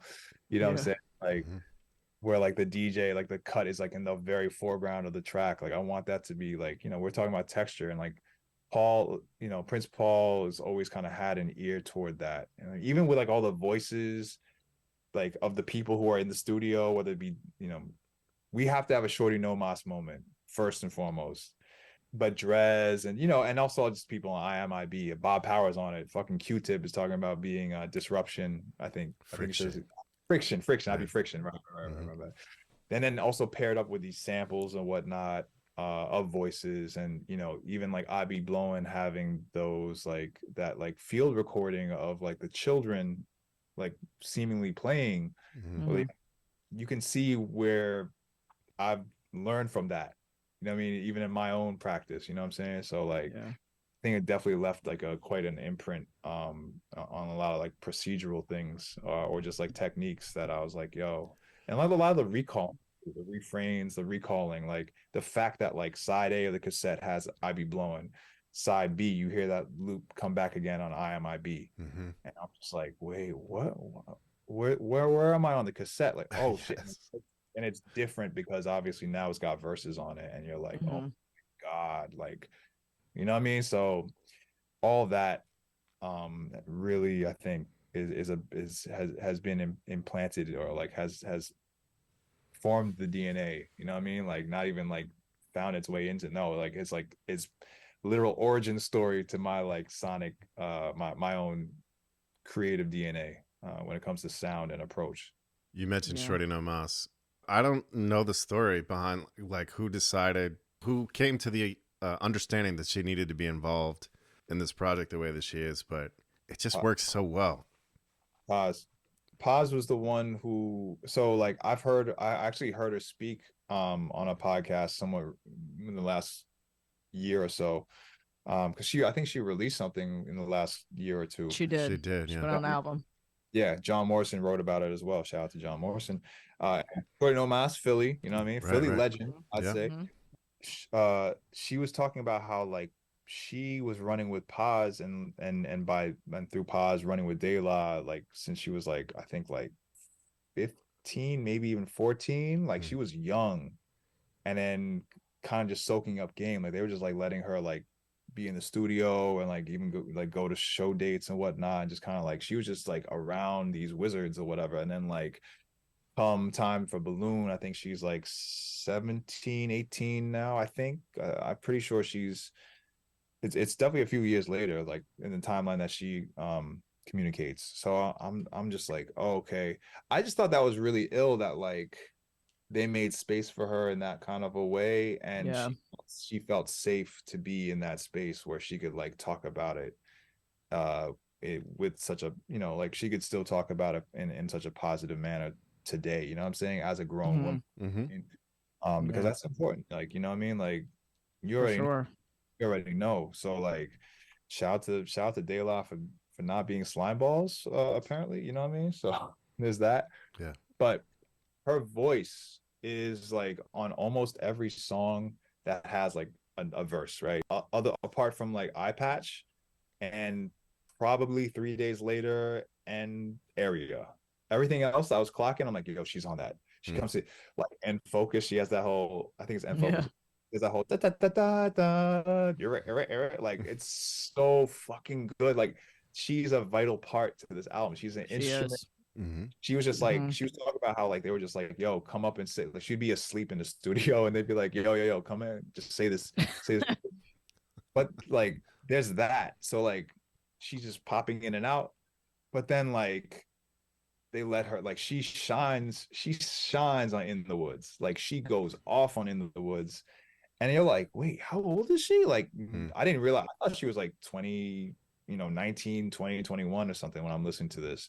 I believe she was like 17, 18. So like, I'm just like, yo, like you were fully realized that by then, like shit, you know what I'm saying? And that, I guess that comes from the great company that you keep, you know what I'm saying? But like, she had so much charisma and control over her voice, and like she knew how to play her voice and knew how to be characters and whatnot. And I'm just like, that's super fucking sharp. Like that's not a frequent thing. That's a rarity, you know what I mean? And like she's super animated, and also like I want to be real too. Like, she doesn't have the type of voice that was your archetypical like rap voice, especially back then, right? Mhm. Like, think about like MC Light, Queen Latifah, you know, Salt and Pepper, so to speak. You know what I mean? Like, they all kind of like, at least delivery wise, there was a certain like edge that they all. I mean, you know, Light had a certain natural timbre to her voice that was a bit more was it, I don't want to say gruff, but you know what I mean, like Yeah. a little deeper I know what tone. you're saying. Yeah. You know what I mean? But like, she's not doing that. She's not trying to have like this strong so-called like archetypically or like maybe even patriarchally, like that's if I can even bend that word, but like strong, tough kind of voice. Like, she's like riding this like almost, you know, this is a really, again, like colorful kind of like these tones that like she just projects from her like natural self, right? Yeah. It's funny, like I don't know if y'all know, if y'all remember this song Hush Hush Tip, or like this rapper N Tice. She did a joint with Method Man called Hush Hush Tip, and then I think RZA produced it. I think it was like 90, it was like early, it was like early on in that whole thing. But like, she was always like like Shorty No Mas and Tice kind of have a similar vocal quality, but like Shorty No Mas is just like she's really, again, like I'm thinking of her like on a ball court. She's nasty with the handles, you know what I'm saying? I'm just like, okay, like you had that. And like, her inclusion to me felt like PE, a nod to PE with Flavor Flav. Those splashes of color, you know what I'm saying? Like, we had this moment, we had these voices here, we had these textures and tones here. It's like boom, like you got a Shorty No Mas, like when they reminisce over you, for real. You know what I mean? Like those little, oh, it's just like, this album is not the same without Shorty No Mas. Like, and that's what keeps me coming back too. There's those like, I don't know, and I wouldn't say it feels joyous, but it's definitely fun. Like, she adds like a fun element to it without being lighter. Yeah, lighter. Yeah. Without being a jester or whatever, you know what I'm saying? Without being like doing this thing or whatever. So it's, you know, it seemed like they wanted to make space for her to grow through their time working on this album. And again, like that's why like I had Nakama and Desde on 2 joints. That's why like I'm clearing lanes for folks. Like, I could relate that to Shook World and like my approach with that, because it's just like, yeah, like Desde, for instance, is like a bit younger in terms of their practice or whatever, I think, compared to like Nakama's been at it for a few more years and whatnot.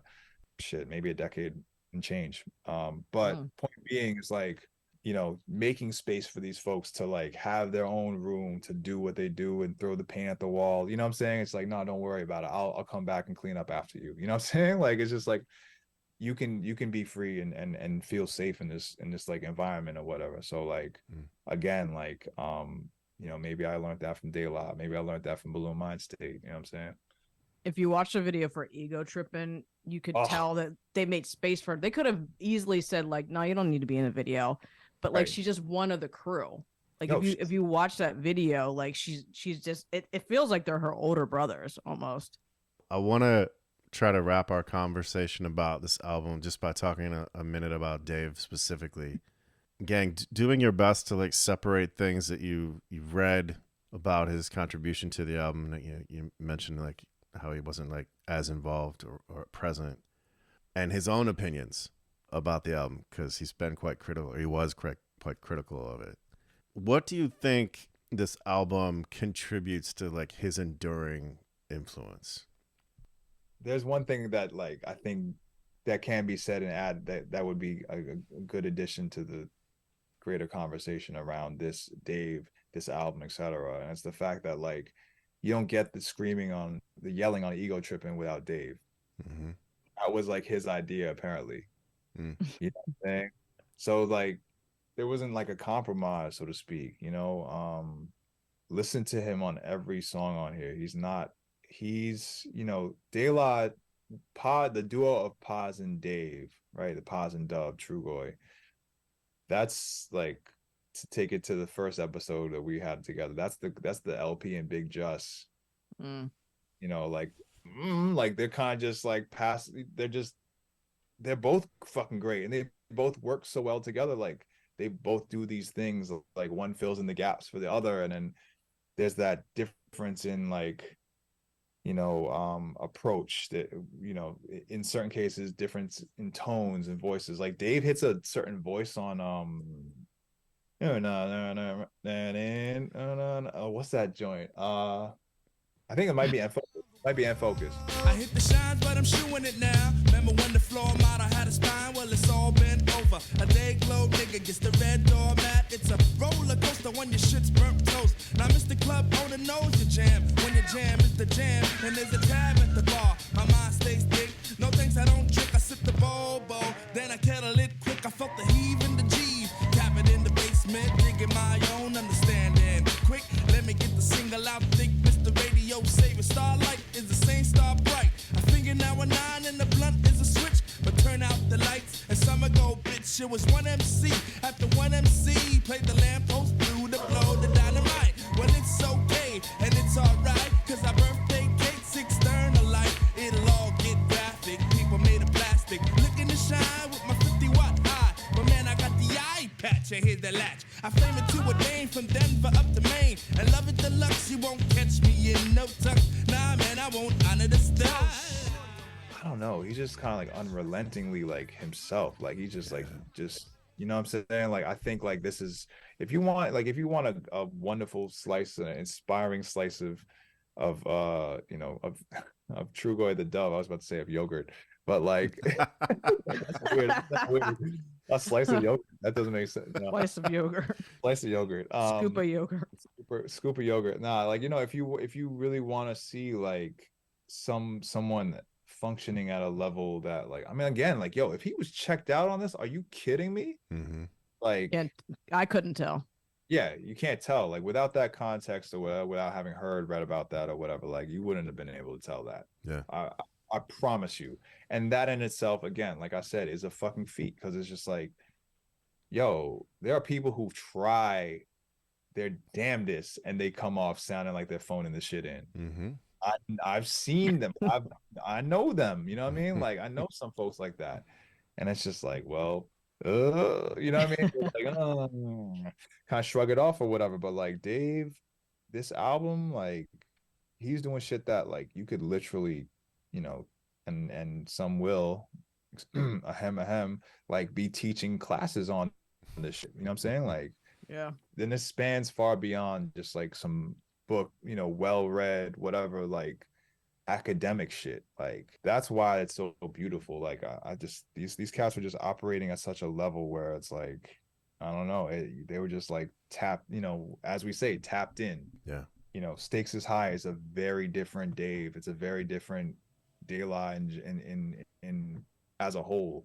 Not only because they're rocking with a different production, different sound or whatever, but like lyrically they change things up. You know what I'm saying? Like, and that can't ever be my favorite De La, because I'm too invested in like the things that make this album so unique and special. You know what I mean? Like this, like yeah. I love Stakes is High is great, but it's not this. It's not this. It's not, and it's not. I don't know. Anyway, I'm not gonna go on that, but. Yeah, yo, Dave, there's never going to be another Dave, B. Like, that's what I'm saying. Like, there's never going to be another De La, period. There's going to be plenty of folks who realize, and are going to be realizing after tomorrow, holy shit, like, there's a lineage that, like, I'm somehow now connected to De La because of the work, like, where I'm at in my practice, what I do with words, what I do in my approach, like, oh, shit, I see where that stems from now. Yeah. I'm seeing the origin story to my origin story, so to speak. There's a lineage, right? Absolutely. Yeah. Absolutely. The first thing I thought when I was like processing everything that Sunday, when that news was, when that news went public or whatever, was the fact that like, holy shit, like I wasn't like, oh, there's gonna be a bunch of people who are never gonna know. It was the fact that it's like, no, like there's gonna be wild people who are gonna like potentially like get to understanding something new about themselves through an album, especially like Buhloone Mindstate, because you're not going to get lost in the meandering kind of like interludes of 3 Feet High, things that like, if you didn't grow up with that album, I don't think a lot of that fits the way that we listen to music now. Right. Right.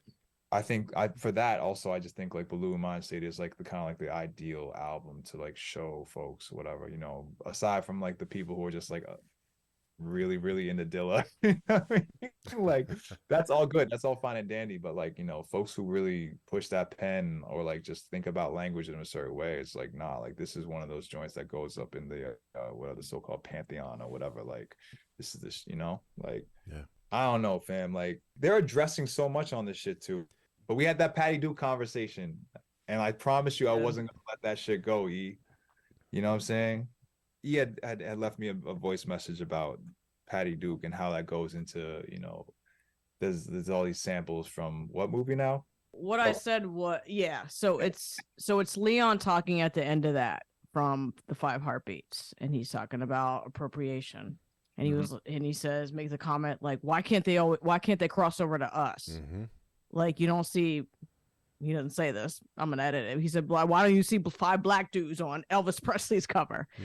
For me, like the way that Patty Duke transitions into Ivy Blowin', like, gang, you were talking about cycles.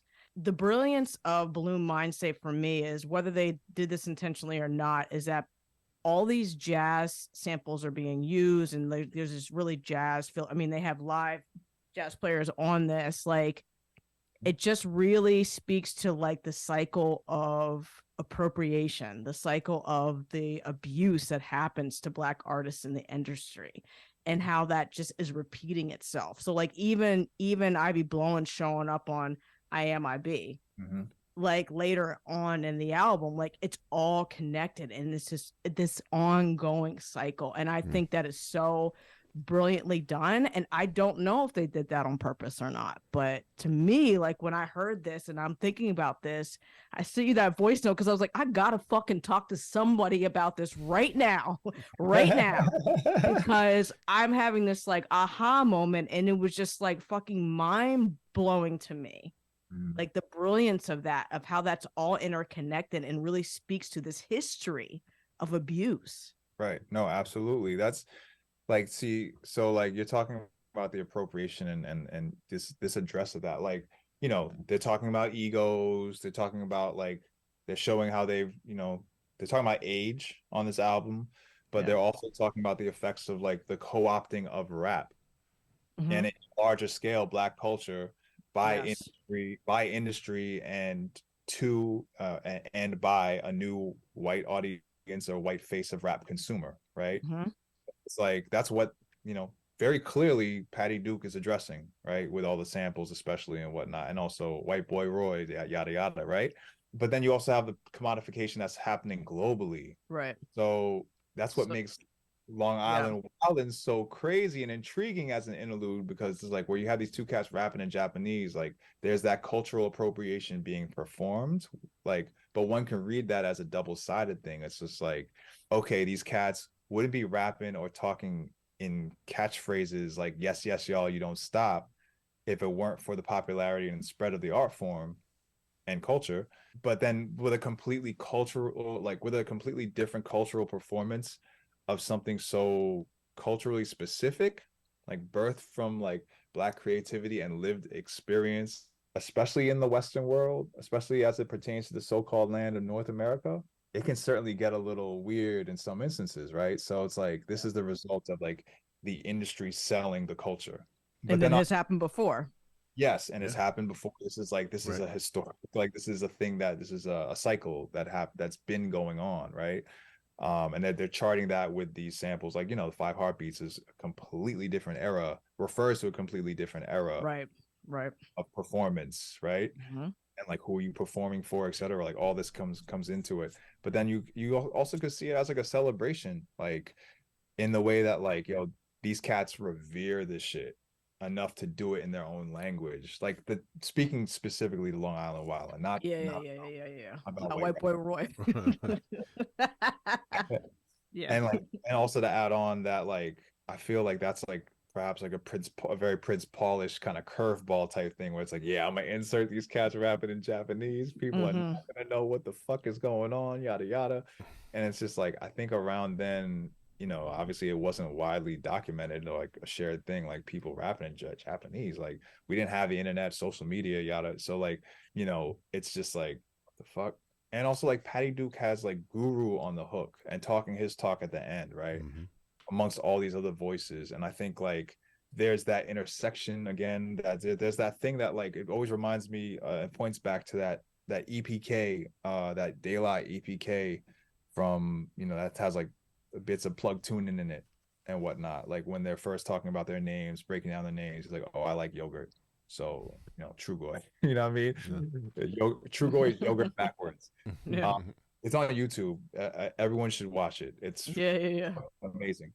And you know, there's a part where they're doing a show at a club or whatever, and like you see cats like Kane giving them props. You see cats like KRS giving them props. You know, you heard there's stories of them going out west. Ice-T is immediately giving them props. So like they're getting respect from people who aren't generally like grouped in or said in the same sentence as them. You know what I'm saying? Like, Kane is this flashy cat from Brooklyn, whatever, like, you know, sort of on that like pseudo pimp type time or whatever. KRS One's a teacher, kind of like a roughneck from the Bronx, throwing PM Dawn off stage or whatever. You know what I'm saying? Like, there's all that. And like, that's why this hippie shit never made sense. You know what I'm saying? And like, it's just like, yo, like to have Guru on your track, Mr. Gangstar, like Mr. like Speak Your Clout, Tons of Guns, etc., like Hard to Earn. Well, this is right before Hard to Earn, but you know, Coded Cat, you know what I mean, Daily Operation, whatever. It's that thing of like, apparently or whatever, visually, this looks like two different walks of life, right? But then like, I think that's the issue, like where folks see people, rappers especially, and in some instances, like Black folks and other so-called people of color, like they limit their potential to that only of entertainment. You know what I'm saying? And only one lane of expression and one expression within this realm of entertainment. Folks are not able to contain dualities or multitudes. And that's obviously false and foul. Like that's obviously fucking non-cypher. That's crazy. But like, that's why like that makes those little dialogue samples in Patty Duke so poignant, because it speaks exactly to that. And then you get Maceo coming in and being like, I'll be blowing the soul out this horn. You know what I mean? Like one after the other. It's just like, nah, like they're driving the point home. Yeah. It's perfect. Without, you know what I mean? Without having to be like on it for a whole album. That's also like why like I felt like Stakes is High was a little heavy handed almost, you know, about like, yo, like we don't, you know what I mean? Like it's almost a little complainy. Whereas like this was just like, can you imagine though, like how exhausted you're making me think about like how exhausted they may have had to be to get to a Stakes is High moment. Like we have been talking about this for years. Like now I have to say it in plain English, like without any coded language. How can I be more clear about this? Yeah, absolutely. And they're still on Tommy Boy. They're still on the label that's been screwing them over. Right. Yeah. So it's like, fuck, we gotta get out this bum deal. We hate the industry. Like, fuck. You know what I mean? Like, that was a fuck you. They were like, okay, now fuck you for real. Right. So yeah, you know, it goes without saying, but I'll say it anyway. Obviously, you know, De La Soul forever. Yeah. You know what I'm saying? Rest in eternal poetry and power, and find your peace to Dave, Trugoy the Dove, you know what I mean? And you know, obviously all love to the family and to all parties involved, you know what I'm saying? Obviously Paz, Maceo, Paul, and just everyone else who, you know, the rest of the tongues, etc. You know what I mean? Like just people who were just within the chosen family. That one was a tough one. Still is, you know what I'm saying? Still is. Like there's I'll be real, I didn't start listening to Buhloone Mindstate before to prep for this episode till I think 2 days ago, just because I was like, I don't know how I'm gonna it's just, you know, that's real. I'm gonna hear IMIB or whatever and just, you know, just not know where I'm going after that. So but you know, I appreciate y'all for obviously one, inviting me back on, and two, having making the space for this conversation and being down to have this conversation around of course the fucking majestic work. We needed it as much as you did. So thank you, yo. Thank you. Before we go, is there anything you want folks to know about Shook World, where to listen, where to buy. Are there still tapes? There are, I think. Yeah, you could try to find some tapes on Try to find them. Good luck. I dare you. Yeah. You can go to purpletapepedigree.bandcamp.com, or you can look up, just Google King Vision Ultra Shook World. But no, like, go to purpletapepedigree.bandcamp.com. You can go to Algiers Bandcamp. It's listed there. It's cross-listed there. I'm getting paid, but it's just on both pages, so don't worry or whatever. It's very clear to us. So because people have asked me, like, oh, are you gonna handle it? I'm like, yes, I'm handling my album. It's Bandcamp functionality things. And I think there's some crew necks, some potential Protect the Peace, Shook World sound system crew necks left, and there are some cassettes, and there might probably be some tour edition cassettes. And I mean, you never know, there might be something later on in the year. I don't know. Okay, all right. I'm shrugging right now, but there could be some more other editions happening soon. Because and also, shout out to I just want to give another shout out to Tim Otep for there are some liner notes that are coming to everyone who bought the album, regardless, from the brilliant pen that is Yes. Tapaku. So Great. love. But yeah, no, plenty more happening. PTP's the family. We're about to be in a magazine or something like that. I don't know. It's like a little portion of us. It's not all of us, obviously. And just stay tuned. There's definitely some vets from the unit coming back with some new work this year. So it should be exciting. And this year, but like within a few months, I should say. Not I don't know. I don't even know what's time. What is time? What is time? Yeah, be on the lookout. You know what I mean? Yeah, for sure. Well, thanks again so much. Appreciate your time, man. It's good to catch up with you. Thanks for you people out there who might be listening. We are the next movement. Peace. Yeah. Media training, truth serums, people complaining. We've been peeping like a Rico. It's best you try and keep it secret. Oh, you thought they had your corner, bro? Nah, them niggas take orders, bro. It's like we hustle by the corner store. Keep it low and watch the words you say, cause they be tapping phones. Got a chat in codes, how I be writing poems. And y'all be liking them songs. You can try and play hero, watch you die on the cross. Or you could go inside with it, getting right with the source, you know. Gotta draw a line in the sand, cause niggas trying to save the world. I'm trying to save my family, cause niggas live in fantasy land. You know? What? If you know, then you know. That's the phrase that we quote, but we really should live it. Avoid being living.